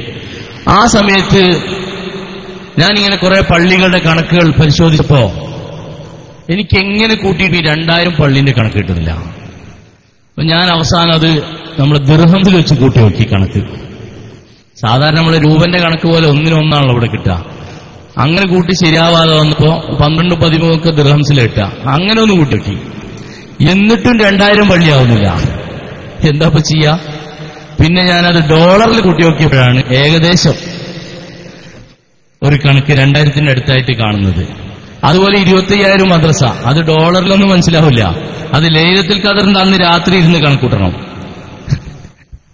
ഇതാണ് അവസ്ഥ. കളവ് മാത്രം പറയാ. ഇങ്ങനെ 2000 പള്ളി ഉണ്ടാക്കുന്ന നല്ല മനുഷ്യന്മാരുടെ പുതിയ ചെയ്തികൾ കേൾക്കണോ? കോഴിക്കോട് നഗരത്തിൽ മർക്കസിന്റേതായ ഒരു സ്കൂളുണ്ട്, Markaz international school. Markaz international സ്കൂളിൽ വെച്ച് അവിടെ കുട്ടികളെ പഠിക്കാൻ പറഞ്ഞയക്കുന്നത് APക്കാരെ മക്കളെ മാത്രമല്ല, ടൗണിലുള്ള ഒരുപാട് വ്യത്യസ്ത സംഘടനകളുടെ പ്രവർത്തകർ, ആളുകൾ അവരുടെ മക്കൾ പറഞ്ഞേക്കാറുണ്ട്. എന്തിന്? ഉച്ചക്ക് ളുഹർ നിസ്കാരം കിട്ടണം, മതം പഠിക്കണം, ഇസ്ലാമിക സംസ്കാരം ഉണ്ടാവണം എന്ന ചിന്ത കൊണ്ടാണ് അവർ പറഞ്ഞേക്കാറുള്ളത്. ഈ കഴിഞ്ഞ 3-4 മാസങ്ങളായി അവിടെ വലിയൊരു പ്രശ്നം നേരിടുകയാണ്. കുട്ടികൾക്ക് ധാർമ്മികമായും മതപരമായും ജീവിക്കാനുള്ള അവസ്ഥ ഇല്ലാത്ത ഒരു സാഹചര്യം വന്നപ്പോ അവിടുത്തെ രക്ഷിതാക്കൾ ഒരു വലിയ വിഭാഗം യോഗം ചേർന്ന് അവരൊരു നോട്ടീസ് ആക്കി. ആ നോട്ടീസാണിത്. ഈ നോട്ടീസ് ഞാൻ നിങ്ങൾക്ക് വായിച്ച് കേൾപ്പിച്ചു തരുന്നത് ഇതൊരു തമാശയായിട്ടല്ല. കേൾക്കുമ്പോൾ തമാശയായി തോന്നാം, പക്ഷേ കേരളത്തിൽ ഒരുപാട് പള്ളി ഉണ്ടാക്കുന്നുണ്ട്, ഞങ്ങൾ ദീനിനു വേണ്ടി പ്രവർത്തിക്കുന്നത് പറയുന്ന പ്രസ്ഥാനത്തിന്റെ യഥാർത്ഥ മുഖം അവരുടെ യഥാർത്ഥ കേന്ദ്രത്തിൽ നിന്ന് വായിച്ചെടുക്കാൻ വേണ്ടിയാണ്. മർക്കസ് ഇന്റർനാഷണൽ സ്കൂളിലെ രക്ഷിതാക്കൾ പ്രക്ഷോഭത്തിലേക്ക്. നമ്മുടെ കുട്ടികൾ പഠിക്കുന്ന സ്കൂളിന്റെ അനാസ്ഥകൾ നിങ്ങളെ അറിയിക്കുന്നതേക്കാണ് ഈ നോട്ടീസ്. എന്നിട്ട് 1, നിർത്തലാക്കിയ ളുഹർ നിസ്കാരം പുനഃസ്ഥാപിക്കുക. എന്താ നിർത്തലാക്കിയ ളുഹർ നിസ്കാരം പുനഃസ്ഥാപിക്കാനാ പറയുന്നത്? നിങ്ങൾ ആരെങ്കിലും നിർത്തലാക്കിയിട്ടുണ്ടോ? ഒരു ഇസ്ലാമിക സംഘടനയുടെ സ്ഥാപനം, മുഖ്യ സ്ഥാപനത്തിൽ വെച്ചുള്ള ഒരു അവസ്ഥ പറയുന്നത് നിർത്തലാക്കിയ ളുഹർ പുനഃസ്ഥാപിക്കണം. എന്താ കാരണം? മാസങ്ങളോളായിട്ട് അവിടുത്തെ കുട്ടികൾക്ക് ളുഹർ നിസ്കരിക്കാൻ അവിടെ അവസരമില്ല, പള്ളി തൊട്ടടുത്തില്ല. അതുകൊണ്ട് തന്നെ കുട്ടികൾക്ക് ളുഹർ നിസ്കാരം ഖളാആയി വീട്ടിൽ വന്ന് വൈകുന്നേരം ഖളാആയിട്ട് നിസ്കരിക്കേണ്ട അവസ്ഥ വരികയാണ്. ഈ ഒരു അവസ്ഥ വന്നപ്പോൾ രക്ഷിതാക്കൾ പ്രതികരിച്ചു. രണ്ടാമത് രക്ഷിതാക്കൾ വേറൊന്നുകൂടി പറയാം, കേട്ടോളൂ. നിസ്കാര ഹാളിൽ ഇപ്പോൾ നിർമ്മിച്ചിരിക്കുന്ന 2 ക്ലാസ് റൂമുകൾ പൊളിച്ചുമാറ്റി നിസ്കാര സൗകര്യം കൂട്ടുക. എങ്ങനെ? നിസ്കാര സൗകര്യം നിസ്കരിക്കാൻ വേണ്ടി ഉണ്ടാക്കിയ പള്ളിയിൽ നിസ്കാര റൂമിൽ 2 ക്ലാസ് റൂം ഉണ്ടാക്കിയിട്ട് കുട്ടികളുടെ നിസ്കാര സൗകര്യം തന്നെ ഇല്ലാതാക്കി. ആ പൊളിച്ചു മാറ്റിയിട്ട് നിസ്കരിക്കാൻ തന്നെ അവസരം നൽകണമെന്നാണ് രക്ഷിതാക്കൾ ആവശ്യപ്പെടുന്നത്. ഈ കൊലത്തിലാണെങ്കിൽ നമ്മുടെ നാട്ടിലെ പള്ളി ഇവർക്ക് ഇട്ടുകൊടുത്താനുള്ള അവസ്ഥ ഒന്ന് ചിന്തിച്ചു നോക്കൂ. അത് സൂപ്പർ മാർക്കറ്റും ആക്കൂലേ ഇവര്? നിസ്കാര ഹാൾ ഇങ്ങനെ ആക്കിയവർ നാളെ സൂപ്പർ മാർക്കറ്റും ആക്കൂലേ? അതുകൊണ്ട് ഉത്ബുദ്ധരായ മുഅ്മിനുകൾ ചിന്തിക്കണം, മഹല്ല് ജമാഅത്തുകളുടെ കാരണവന്മാർ ചിന്തിക്കണം, ഇത് അബദ്ധവുമായി നടക്കുന്ന ഒരു പ്രസ്ഥാനമാണെന്ന്. ഇതിങ്ങനെ പുറത്തു വന്നപ്പോ, വിവാദങ്ങൾ ഇങ്ങനെ കൊഴുത്തപ്പോ, നമ്മളെ മർക്കസ് ഇന്റർനാഷണൽ സ്കൂളിന്റെ ആളുകൾ വേറൊരു നോട്ടീസ് അവിടുത്തെ PTA ഒരു ഭാഗത്ത് കൊണ്ട് വേറൊരു നോട്ടീസ് ഇറക്കിച്ചു. ആ നോട്ടീസ് പറയുന്നത് ഇതിന് മറുപടിയാണ്. കാരണം ഇങ്ങനെ വിവാദങ്ങളൊക്കെ ഉണ്ടായി. കേരളത്തിൽ ഇങ്ങനെ വിവാദം ഇത് കൊടുമ്പിരി കൊള്ളുമെന്ന് തോന്നിയപ്പോ മറുപടി പറഞ്ഞു, എന്താണ്, മുതിർന്ന ക്ലാസുകൾ ളുഹർ നിസ്കാരം നടക്കുന്നുണ്ട്, ളുഹർ ജമാഅത്ത് നടക്കുന്നുണ്ട്. ജമാഅത്തോടെ തുടങ്ങിയെന്ന ളുഹർ നടക്കുന്നുണ്ട് എന്ന് പറഞ്ഞാൽ മോശമാണ്, അപ്പൊ ജമാഅത്താക്കി മാറ്റി. മുതിർന്ന ക്ലാസ് ളുഹർ ജമാഅത്ത് നടക്കുന്നുണ്ട്. പിന്നെ അതിന്റെ ബാക്കി പറയുന്നത് മുഴുവൻ കുട്ടികൾക്കും ജമാഅത്തായിട്ട് മറ്റുള്ള മുതിർന്ന ക്ലാസ് അല്ലാത്തവർക്ക് മുഴുവനും ജമാഅത്തായി നിസ്കരിക്കാൻ അഥവാ നിസ്കരിക്കാൻ സംവിധാനം ആക്കുന്നത് ആലോചിക്കാമെന്ന് മാനേജ്മെന്റ് അറിയിച്ചു. അടുത്ത വർഷം ആലോചിക്കാമെന്ന് മാനേജ്മെന്റ് അറിയിച്ചു. ഇന്ന് ചിന്തിച്ചു നോക്കൂ, മുതിർന്ന ക്ലാസ്സിലുള്ളവർക്ക് ഈ പ്രക്ഷോഭം കാരണമായി. പക്ഷേ ബാക്കിയുള്ളവർ അടുത്ത വർഷേ നിസ്കരിക്കാൻ പറ്റുള്ളൂ. ഞാൻ എങ്ങനെ ചിന്തിച്ച് എനിക്ക് മറുപടി കിട്ടുന്നില്ല. കാരണം ഒരു കൗമിന് നിസ്കാരം ഇത്രയധികം പിന്തിക്കാനുള്ള ഒരു കാരണം എവിടെയും കാണുന്നില്ല. ഹൈൽ നിഫാസ് പോലും ഇത്ര സമയം കാണുന്നില്ല. ഇത്രത്തോളം ഒരവസ്ഥ. അതുകൊണ്ട് എന്റെ പ്രിയപ്പെട്ട സുഹൃത്തുക്കളോട് എനിക്ക് സൂചിപ്പിക്കാനുള്ളത്, കാന്തപുരം AP അബൂബക്കർ മുസ്ലിയാർ നേതൃത്വം നൽകുന്ന പ്രസ്ഥാനത്തിന്റെ കൂടെ നിന്നിട്ട് നിങ്ങളുടെ ആഖിറം നഷ്ടപ്പെടുത്തരുത്. എന്ത് പുതിയ ഏത് ആശയഗതികൾ നിങ്ങൾ പറഞ്ഞുണ്ടാക്കിയാലും പ്രവർത്തന പദ്ധതികൾ അവതരിപ്പിച്ചാലും അതൊന്നും നിങ്ങൾക്ക് ഈ സമുദായത്തോട് നിങ്ങൾ ചെയ്ത ഈ ഛിദ്രതയ്ക്ക് പകരമാവില്ല എന്ന് ഞാൻ ഉണർത്തുകയാണ്. അതുകൊണ്ട് എന്റെ പ്രിയപ്പെട്ട സുഹൃത്തുക്കളോട് ഇത്തരം അബദ്ധവാദങ്ങളുള്ളപ്പോ എന്തെങ്കിലും വിധേനെ നിങ്ങൾക്കോ പ്രസ്ഥാനത്തിന്റെയോ എന്റെ പ്രവർത്തനങ്ങൾ കാരണമായി എങ്കിൽ എല്ലാവരും അത് പൊറുതരണമെന്ന് അഭ്യർത്ഥിക്കുന്നതോടൊപ്പം ചില സുഹൃത്തുക്കൾക്കൊരു സംശയമുണ്ട്. ഞാൻ സമസ്തയുടെ പാതയിലേക്ക് കടന്നു വരുമ്പോ എന്റെ കൂടെ എന്റെ കയ്യും പിടിച്ച് എന്റെ ഒരു സുഹൃത്തായിരുന്ന നൌഷാദ് ഹസനി ഉണ്ടായിരുന്നല്ലോ, അയാൾ ഇപ്പോ ഇവിടെ പോയി എന്നൊരു ചോദ്യം. എന്റെ കൂടെ ഉണ്ടായിരുന്നു, ശരിയാണ്. സ്വമേധയാ ഞങ്ങൾ രണ്ടുപേരും തീരുമാനിച്ചതായിരുന്നു. അദ്ദേഹത്തിന്റേതായ യൂട്യൂബിലൂടെ ഒരു പ്രസംഗം ഞാൻ കേട്ടു. ഞാൻ അതിനെ മൈൻഡ് ചെയ്തില്ല. കാരണം അതിന് മറുപടി ഞാൻ പറയേണ്ടതില്ലാത്തതുകൊണ്ട് അദ്ദേഹത്തിന്റെ ഡ്രൈവർ തന്നെ അതിന് മറുപടി പറഞ്ഞിട്ടുണ്ട്. പിന്നെ നമ്മൾ മറുപടി പറയേണ്ട ആവശ്യമില്ലല്ലോ. അദ്ദേഹം സ്വമേധയാ എന്റെ കൂടെ വന്നതിന്റെ തെളിവുകൾ മുഴുവൻ എന്റെ കയ്യിലുണ്ട്. ഞാൻ ഒരു തെളിവും പുറത്തുവിട്ടിട്ടില്ല. എന്റെ കൂടെ എന്റെ സുഹൃത്ത് കബീർ അൻവരിയോടുണ്ട്. 4 മാസത്തിനിടയിൽ കബീർ അൻവരി എന്ന പാലക്കാട് ജില്ലാ SKSSFന്റെ നേതാവിനോട് നൌഷാദ് ഹസനി സംസാരിച്ച 95ഓളം സംഭാഷണങ്ങൾ അയാളുടെ കയ്യിലുണ്ട്. അതുപോലെ നൌഷാദ് ഹസനി ഇപ്പൊ പറയുന്നത് മലപ്പുറത്ത് സുന്നി മഹല്ലിൽ വന്നുകൊണ്ട് അദ്ദേഹം ഒരു പ്രസംഗം നടത്തുകയും അതിന് അദ്ദേഹം തന്നെ ഒരു ക്രോസ് പ്രസംഗം നടത്തിയിട്ടുണ്ടെന്നാണ്. എന്താ ബുദ്ധിയുള്ളവർ തങ്ങിയിരിക്കുമോ? മലപ്പുറത്ത് സുന്നി മഹല്ല് എന്ന് പറഞ്ഞാൽ SKSFന്റെയും SYSന്റെയും കേന്ദ്രം. അതിനെതിരെ പ്രസംഗിക്കാൻ വേണ്ടി അവിടെ മേലെ അയാൾ കയറി വന്നു. അംഗീകരിക്കാൻ പറ്റും? ബുദ്ധിയുള്ള ഒരാൾ അംഗീകരിക്കരുത്. എന്നിട്ട് ഉപരോരെ ഞങ്ങൾ സംവാദത്തിന് പോകുന്ന സമയത്ത് ഇങ്ങനെയൊക്കെ പറയാറുണ്ട്. അങ്ങനെ പറഞ്ഞിട്ട് അതിന്റെ മറുപടി അപ്പൊ തന്നെ പറയും. സംവാദത്തിന് പോകുമ്പോൾ മുന്നിലൊരു കുന്തം കൊണ്ടുവെക്കാറുണ്ടോ? ക്യാമറന്റെ ഉണ്ടോ? അങ്ങനെയാണെങ്കിൽ സംവാദത്തിന് പോകുന്ന സമയത്ത് ആശയങ്ങൾ പറഞ്ഞുകൊണ്ട് സംവാദവേദികൾ വഹാബിസത്തോട് പണ്ട തെളിവുകൾ നമ്മൾ ചർച്ച ചെയ്തിട്ട് അവസാനം ഈ മുജാഹിദ് പ്രസ്ഥാനത്തിൽ പഠിച്ചവനെ നീ എന്നെ ഉറപ്പിച്ചു നിർത്തണേ ദുആ ചെയ്യാറുണ്ടോ? നൌഷാദ് ഹസനി പ്രസംഗിച്ച് നമുക്ക് തന്ന ആ സുന്നി മഹല്ലിലെ പ്രസംഗത്തിന്റെ അവസാനത്തിൽ എന്താ ഉള്ളത്? അങ്ങനെയാണെങ്കിൽ നാം മുജാഹിദുകളുമായി സംസാരിക്കുന്ന സമയത്ത് ഞാൻ ഇത്രയും കാലം 1ാം ക്ലാസ് മുതൽ പഠിച്ചു വന്നൊരു മുജാഹിദിന്റെ മദ്രസയിലാണെന്ന് നമ്മൾ പറയാറുണ്ടോ? അർത്ഥമില്ലാത്ത വാദങ്ങൾ ആർക്കൊക്കെ വേണ്ടി നൌഷാദ് ഹസനി നിങ്ങൾ പറഞ്ഞാലും സത്യം തിരിച്ചറിഞ്ഞിട്ടും ഇപ്പോഴും നിങ്ങൾ ഈ കാണിക്കുന്ന കാവ്യവും നാടകവും നിങ്ങളുടെ നേതാക്കളുടെ ഭീഷണി കൊണ്ടാണെന്ന് ഞങ്ങൾക്കറിയാം. എന്റെ 5 വർഷത്തെ ഏറ്റവും അടുത്ത സുഹൃത്താണ് നൌഷാദ് ഹസനി. ജീവിതത്തിൽ ദിവസത്തിലെ 3-4 മണിക്കൂർ മാത്രമേ ഞങ്ങൾ വിട്ടു നിന്നിട്ടുണ്ടാവുള്ളൂ. അത്രയുമേറെ അടുത്ത ബന്ധം പുലർത്തിയിരുന്ന സുഹൃത്തുക്കളായിരുന്നു. പക്ഷേ സത്യത്തിന്റെ പാതയിലെത്താൻ തൗഫീക്ക് വേണമെന്ന് പലപ്പോഴും ഞാൻ പറഞ്ഞു കേൾക്കാറുണ്ട്. ഇപ്പോൾ ഞാൻ അനുഭവിച്ചറിഞ്ഞു. കൂടെ കയ്യും പിടിച്ചൊന്നാൾക്ക് സുന്നി മഹലിലെത്താനും പാണക്കാട്ടെ തങ്ങന്മാരുടെ മുന്നിൽ കരുതിക്കാനും ചെറുശ്ശേരി ദൈനുദ്ദീൻ ഉസ്താദിന്റെ പ്രഭാഷണവും ഉപദേശവും കേൾക്കാനും അവസരമുണ്ടായിട്ടും തൗഫീക്ക് ലഭിക്കാതെ പോയപ്പോ ആ ഹതഭാഗ്യനായി പോയ നിങ്ങൾക്ക് വേണ്ടി ഞാൻ എപ്പോഴും ദുആ ചെയ്യുന്നുണ്ട്. ഇതൊരു പക്ഷെ അദ്ദേഹം കേൾക്കുന്നുണ്ടാവും. പത്രങ്ങളൊക്കെ കാണാറില്ലേ, മോനെ നീ പോയതിനു ശേഷം ഉമ്മ ഉറങ്ങാറില്ല, നീ നാട്ടിൽ തിരിച്ചു വന്ന് വേണം ഭക്ഷണം കഴിച്ച് കഴിയാൻ എന്നുള്ള പേരെന്ന് എനിക്കില്ല. നിങ്ങൾ ആഖിറം രക്ഷപ്പെടുത്താൻ വേണമെങ്കിൽ നിങ്ങൾക്കിവിടേക്ക് വരാം. നൌഷാദ് ഹസനിക്ക് ഒരു പക്ഷെ തോന്നുന്നുണ്ടാവും, രാമന്തലി നൌഷാദ് ഹസനി തിരിച്ചുപോയാൽ കൂടെ പോകുമെന്ന് തോന്നിയിട്ടുണ്ടാവും. ഞാൻ ആദ്യം പറഞ്ഞല്ലോ, എനിക്ക് ഒറ്റ തന്തയുള്ളൂ. എനിക്കിത് സത്യമാണെന്ന് ബോധ്യപ്പെട്ടപ്പോൾ ഈ ഭാണ്ഡം, ഈ അഴുക്കുഭാണ്ഡം വലിച്ചെറിഞ്ഞിട്ട് യഥാർത്ഥ സമസ്തയുടെ പാതയിലേക്ക് കടന്നു വരണമെന്ന് തീരുമാനിച്ചിട്ടാണ് ഞാൻ ഈ പ്രസ്ഥാനത്തിലേക്ക് കടന്നു വന്നത്. അതുകൊണ്ട് ഇനിയൊരു തിരിച്ചുപോക്കോ തിരിഞ്ഞു നോക്കലോ എന്റെ ഭാഗത്തുനിന്നുണ്ടാവില്ല. അത് പ്രതീക്ഷിച്ച് ആരും ഇരിക്കേണ്ട. ഇടയ്ക്കിടെ ചില ആളുകൾ പറയുന്നുണ്ട് രാമന്തലിക്ക് ബോധ്യപ്പെട്ടു. അത് സത്യമാണ്, എനിക്ക് ബോധ്യപ്പെട്ടു. ഇനി നാളെ നിങ്ങൾ പുതിയ പോസ്റ്റ് ഇടുകയാണ്, ഇനി രാമന്തലിക്ക് വീണ്ടും ബോധ്യപ്പെട്ടു. അപ്പോഴും ഞാൻ പറയും വീണ്ടും ബോധ്യപ്പെട്ടു. എന്താ ബോധ്യപ്പെട്ടത്? ഓരോ ദിവസവും ബോധ്യപ്പെടുകയാണ് നിങ്ങൾ പരാജിതരാണെന്നും നിങ്ങളുടെ പ്രസ്ഥാനം പരാജയപ്പെട്ടതാണെന്നും ബോധ്യപ്പെടുകയാണ്. ഓരോ നാളും ബോധ്യപ്പെടുകയാണ്. അതുകൊണ്ട് നൗഷാദ് ഹസനിയെ കുറിച്ച് എനിക്ക് പറയാനുള്ളതാണ്. അദ്ദേഹം പറയുന്നത്, ഞാൻ ഇപ്പൊ ഫോൺ കോളൊക്കെ വരുന്നതിനെ കുറിച്ചൊക്കെ ചർച്ചകൾ വരുമ്പോൾ അയാൾ പറയുന്നത് അത് ഞാൻ കളവ് പറഞ്ഞതാണ്, അദ്ദേഹത്തെ പറ്റിക്കാൻ വേണ്ടി പറഞ്ഞതാണ്. എന്ന് ഞാൻ ചോദിക്കട്ടെ, ഈ ഒരു കൊല്ലത്തിനിടയിൽ നമ്മൾ സംസാരിച്ച സംഭാഷണങ്ങൾ ഒരുപാട് ജിഷാന്റെ കയ്യിലുണ്ട്. നൗഷാദ് ഹസനി ഞാനും നടത്തിയ സംഭാഷണങ്ങളിലെ ഏറ്റവും ഏറെ ഭാഗം എന്റെ കയ്യിലുണ്ട്. അത് നൗഷാദ് ഹസന് വിശ്വാസമില്ലാത്തതുകൊണ്ട് റെക്കോർഡ് ചെയ്തതല്ല, എന്റെ ഫോൺ ഓട്ടോമാറ്റിക് റെക്കോർഡാണ്. അപ്പൊ അതിൽ ഒരുപാട് റെക്കോർഡായിട്ടുണ്ട്. ഞാൻ ഇന്നലെയും മിനിയാന്നൊക്കെ പരിശോധിച്ചപ്പോ നൗഷാദ് ഹസനി എന്നെ ഏൽപ്പിച്ചൊരു ദൗത്യം അതിനകത്ത് കൃത്യമായി രേഖപ്പെടുത്തിയത് എനിക്ക് കിട്ടി. ഞാൻ അറിയിക്കുകയാണ്, ഹസനി കേരളത്തിൽ ഇനി ഒന്നുകൂടി നിങ്ങൾ ഇറങ്ങി വരൂ. നിങ്ങൾ ആ യൂട്യൂബിലെ പ്രസംഗത്തിന്റെ പേരിൽ ഞാൻ പറയൂല, കാരണം അത് നിങ്ങൾക്ക് ലോക ചരിത്രത്തിൽ ആദ്യമായി ഒരാൾക്ക് അയാൾ തന്നെ മറുപടി പറയുന്ന CD. ഇനി നിങ്ങളെ കേരളത്തിൽ ഈ CD രണ്ടും കണ്ട ആളുകൾ ചിലപ്പോ ഒരേ ഒരു പരിപാടിക്ക് വിളിക്കൂ, ഒരൊറ്റ യൂണിറ്റ് കമ്മിറ്റി നിങ്ങൾ വിളിക്കുള്ളൂ, കുതിരവട്ടം യൂണിറ്റ് കമ്മിറ്റി മുഖാമുഖം നടത്താം, അല്ലാതെ വിളിക്കൂല.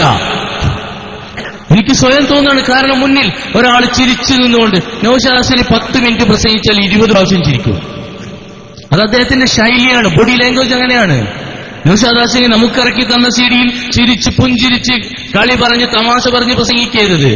യൂട്യൂബിൽ വന്ന മറ്റൊരു പ്രസംഗം ഉണ്ടല്ലോ, പച്ച ബാക്ക്ഗ്രൗണ്ടിലുള്ള, അതിലെന്താ സംഭവം? എനിക്ക് തോന്നിയത് അയാൾ ഗോണ്ടനോമയെന്ന് സംസാരിച്ചതാ. ഇവിടെ ഒന്ന് സംസാരിച്ചില്ല. അമേരിക്കന്റെ തടങ്കലിൽ നിന്ന് ചുറ്റും തോക്ക് ചൂണ്ടിയിട്ട് സംസാരിക്കുന്ന ഒരു പ്രതീതി, ഒന്ന് ചിരിക്കാൻ പോലും കഴിഞ്ഞില്ല. അതിന്റെ ഇടയിൽ ആരോ ഉറക്ക ആമീൻ പറയുന്നുണ്ട്. എന്തിനാ ഈ ആമീൻ പറയുന്നത്? കാപട്യത്തിനോ? ഇനി റിഹേഴ്സലായിരുന്നു പ്രസംഗമെങ്കിൽ അള്ളാഹുവിനോടുണ്ടോ റിഹേഴ്സല്? ദുആയിലൂടെ അതിൽ ദുആ റിഹേഴ്സലായിരുന്നോ? ഇനി റിഹേഴ്സലായിരുന്നു നിങ്ങൾ നടത്തിയിരുന്നെങ്കിൽ പാണക്കാട്ട് തങ്ങന്മാരെ കൈയും പിടിച്ചിട്ട് നിങ്ങൾ നടത്തിയ റിഹേഴ്സലാണോ? ഉസ്താദുമാരുടെ കൈകൾ നിങ്ങൾ പിടിച്ചത് റിഹേഴ്സലായിരുന്നോ? എന്തിന് വെറുതെ സ്വയം ചെറുതാവണം? ഏതായാലും ഈ പ്രസ്ഥാനം, കാന്തപുരത്തിന്റെ പ്രസ്ഥാനം ചെറുതായി മാറിയിട്ടുണ്ട്, എടുക്കാച്ചരക്കായത് മാറിയിട്ടുണ്ട്. നിങ്ങൾ കൂടി അങ്ങനെ ആയി മാറണോ? നിങ്ങൾ ഒരുപാട് സംവാദം നടത്തിയ ആളല്ലേ. അവസാനം പറഞ്ഞത് രാമന്തലി എന്നെ പറ്റിച്ചു എന്നാ. വല്ലാത്തൊരു സങ്കടം. ജിഷാൻ പണ്ട് പറഞ്ഞു എന്നെ ഹസനി പറ്റിച്ചു, ഇപ്പൊ ഹസനി പറയുന്നു എന്നെ രാമന്തലി പറ്റിച്ചു. ഇനിയിപ്പൊ ഞാൻ എന്നാ പിന്നെ ബാക്കി പറയാം, എന്നെ കാന്തപുരവും പറ്റിച്ചു. ഇതാണ് അവസ്ഥ. എന്തിന് ഇതുകൊണ്ടൊക്കെ എന്താ കാര്യമുള്ളത്? ജിഷാൻ പറ്റിച്ചു എന്ന് എന്റെ പോട്ടെ, ഞാൻ ഒന്നിച്ചിട്ടുണ്ടായ ആളാ. ജിഷാൻ പറ്റിച്ചു എന്ന് പറഞ്ഞാൽ ഇതേ ഹസനി തന്നെ തൊട്ടു മുമ്പ് പറയുന്നുണ്ട് ഞാൻ ജിഷാനെ പറ്റിച്ചു. അതൊക്കെ യൂട്യൂബിൽ ലഭിക്കുന്ന സംഭവങ്ങളാണ്. അതേ ആള് പറയാണ് എന്നെ പറ്റിച്ചു. ഇതെന്താ ചെറിയ സ്കൂളിലെ കുട്ടികളാണോ സാറേ എന്നെ നുള്ളി, ഇപ്പൊ ഇയാളും എന്നെ നുള്ളി എന്ന് പറയുന്ന ആ ഒരു സംസ്കാരം. അദ്ദേഹം എന്നിട്ട് പറഞ്ഞ രാമന്തൽ പറ്റിച്ചു എന്നാ. കേരളത്തിൽ ഒരുപാട് സംവാദവും ഗണ്ണനൊക്കെ നടത്തിയിട്ട് കേരളത്തിലെ വഹാബിസത്തെ പിളർത്തി എന്ന് പറയുന്ന നിങ്ങൾ, വഹാബിസത്തെ 8ആയും കാന്തപുരി ഭാഗത്ത് 4ആയും പിളർത്തി എന്ന് വേണം നൗഷാദ് ഹസനിനെ കുറിച്ച്. ആ വ്യക്തിയെ ഞാൻ പറ്റിച്ചു, ഞാനാണ് മൂപ്പരെ നിയന്ത്രിച്ചത്. അപ്പൊ ഞാനൊരു അത്യാവശ്യം വലിയ ഞാൻ തന്നെയല്ലേ? ഒന്ന് ചിന്തിച്ചു നോക്കൂ, എന്റെ മൂല്യം എത്രയാ? ഇത്രയൊക്കെ വലിയൊരു പാണ്ഡിത്യമുള്ള മനുഷ്യനേക്കാൾ വലിയൊരു പാണ്ഡിത്യവും അല്ലെങ്കിൽ ബുദ്ധിയൊക്കെ ഉള്ള ഒരാളല്ലേ ഞാൻ. എന്തൊരു മനുഷ്യനാണത്. നിങ്ങൾ തലച്ചോറ് ഞാൻ എടുത്തുകൊണ്ടുപോയി ഇറച്ചിക്കടയിൽ പണയം വെച്ചിട്ട് എന്റെ തലച്ചോറ് വെച്ച് തന്നു എന്നാണോ ഈ പറഞ്ഞതിന്റെ അർത്ഥം? ആണോ? നിങ്ങളെക്കുറിച്ച് ഇത്രയും ദിവസമായി ഞാൻ പ്രതികരിച്ചിട്ടില്ലായിരുന്നു. ഇന്നാണ് ശരിയാണെന്ന് പ്രതികരിക്കാൻ തീരുമാനിച്ചത്. അതിവിടെ വന്നപ്പോ ചില ആളുകളുടെ സംശയമുള്ളത് കൊണ്ട് മാത്രം പ്രതികരിച്ചതാണ്. എനിക്കൊന്നേ പറയാനുള്ളൂ, സമസ്ത മഹിതമായൊരു പ്രസ്ഥാനമാണെന്ന് മാത്രമല്ല, ഔലിയാക്കൾ നേതൃത്വം നൽകുന്ന പ്രസ്ഥാനമാണ്. ശംസുല്ലമയെ പോലുള്ളവർ നേതൃത്വം നൽകിയ പ്രസ്ഥാനം. ഇവിടെ ചതി പറ്റാനോ ചതിക്കാനോ അവസരം ഉണ്ടാവില്ല. അതുകൊണ്ട് അള്ളാഹു ആ ചതി ഇവിടെ എത്തും മുമ്പ് തിരിച്ചുവിട്ടു. അതാണ് ഇവിടെ കാണുന്നത്. സമസ്തന്റെ കറാമത്താ കണ്ടത്. നൗഷാദ് ഹസനിക്ക് ഇവിടെ കയറി വരാൻ കഴിഞ്ഞില്ല എന്നത് സമസ്തയുടെ കറാമത്താണ്. സമസ്തയെ വഞ്ചിക്കാൻ ഒരാൾക്കും കഴിയില്ലെന്ന ഏറ്റവും വ്യക്തമായ തെളിവുകൾ ഉണ്ടായിരിക്കുന്നു. മാത്രമല്ല പട്ടിക്കാട് പോയിട്ട് ഉസ്താദുമാരുടെ അടുത്ത് പോയിരുന്നപ്പോ ചെറുശ്ശേരി സൈനുദ്ദീൻ ഉസ്താദ് സൈനുൽ പ്രഭാഷണം ഞാനിപ്പോൾ ഓർത്തു പോവുകയാണ്. സൈനുൽ പറഞ്ഞു, നസൂഹായ തൗബയുമായി വളരെ കൃത്യമായി ഇവിടെ വരുന്ന ആളുകളെ സ്വീകരിച്ച പാരമ്പര്യമാണ് സമസ്തക്കുള്ളത്. നസൂഹായ തൗബയാവണമെന്ന് മാത്രം. ഷംസുല്ലമയെ പോലെയുള്ള കണ്ണിയത്ത് ഉസ്താദിനെ പോലെയുള്ള മഹാന്മാരായ ഔലിയാർ നയിച്ച പ്രസ്ഥാനമാണിത്. ഇവിടെ ചതിയും കളവും വഞ്ചനയൊന്നും പാടില്ല എന്ന് പറഞ്ഞപ്പോൾ ഞാൻ സന്തോഷിച്ചു. കാരണം ചതിയും വഞ്ചനയും കളവൊക്കെ ഉള്ള ഒരു പ്രസ്ഥാനത്ത് നിന്ന് രക്ഷപ്പെട്ടു വരുമ്പോൾ അതിവിടെ പാടില്ല എന്ന് പറഞ്ഞാൽ ഇവിടെ തന്നെയാണല്ലോ നിൽക്കേണ്ടത്. ഒരുപക്ഷെ നൗഷാദ് ഹുസൈനിക്ക് തോന്നിയിട്ടുണ്ടാവാം അത് പാടില്ല എന്ന് പറഞ്ഞപ്പോ, പാടില്ല എന്ന് പറഞ്ഞപ്പോൾ തോന്നിയിട്ടുണ്ടാവാം. അതായിരിക്കാം കാരണമെന്ന് ഞാൻ മനസ്സിലാക്കുന്നു. ഏതായാലും അല്ലാഹു അദ്ദേഹത്തിന് സുന്നത്ത് ജമാഅത്തിന് വേണ്ടി പ്രവർത്തിക്കാനുള്ള തൗഫീക്ക് നൽകുകയും ഇത്തരം വിദണ്ഡവാദക്കാരിൽ നിന്ന് രക്ഷപ്പെടാനുള്ള തൗഫീക്ക് അല്ലാഹു നൽകുകയും ചെയ്യുമാറാവട്ടെ എന്ന് ദുആ ചെയ്തുകൊണ്ട് അദ്ദേഹത്തോട് അവസാനം ഉണർത്താനുള്ളത്, നിങ്ങൾ വന്നില്ലെങ്കിലും സമസ്തക്ക് ഇവിടെ ഒന്നും സംഭവിക്കാൻ പോകുന്നില്ല. ഇവിടെ ഞാൻ വന്നില്ലെങ്കിലും ഒന്നും സംഭവിക്കാൻ പോകുന്നില്ല. സമയം അധികരിച്ചതുകൊണ്ട് നിയമപാലകർ നമുക്ക് അനുവദിച്ച സമയം കഴിഞ്ഞതുകൊണ്ടും ഞാൻ ചുരുക്കുകയാണ്. അല്ലാഹു നമ്മുടെ ഈ സേവനങ്ങളും പ്രവർത്തനങ്ങളുമൊക്കെ സ്വീകരിക്കുന്ന സ്വാലിഹായ അമലായി നമ്മളിൽ നിന്ന് അല്ലാഹു സ്വീകരിക്കട്ടെ. ആമീൻ എന്ന് ദുആ ചെയ്ത് ദുആ വസിയത്തോടെ നിർത്തുന്നു. അസ്സലാമു അലൈക്കും വറഹ്മത്തുള്ളാഹി വബറകാതുഹു.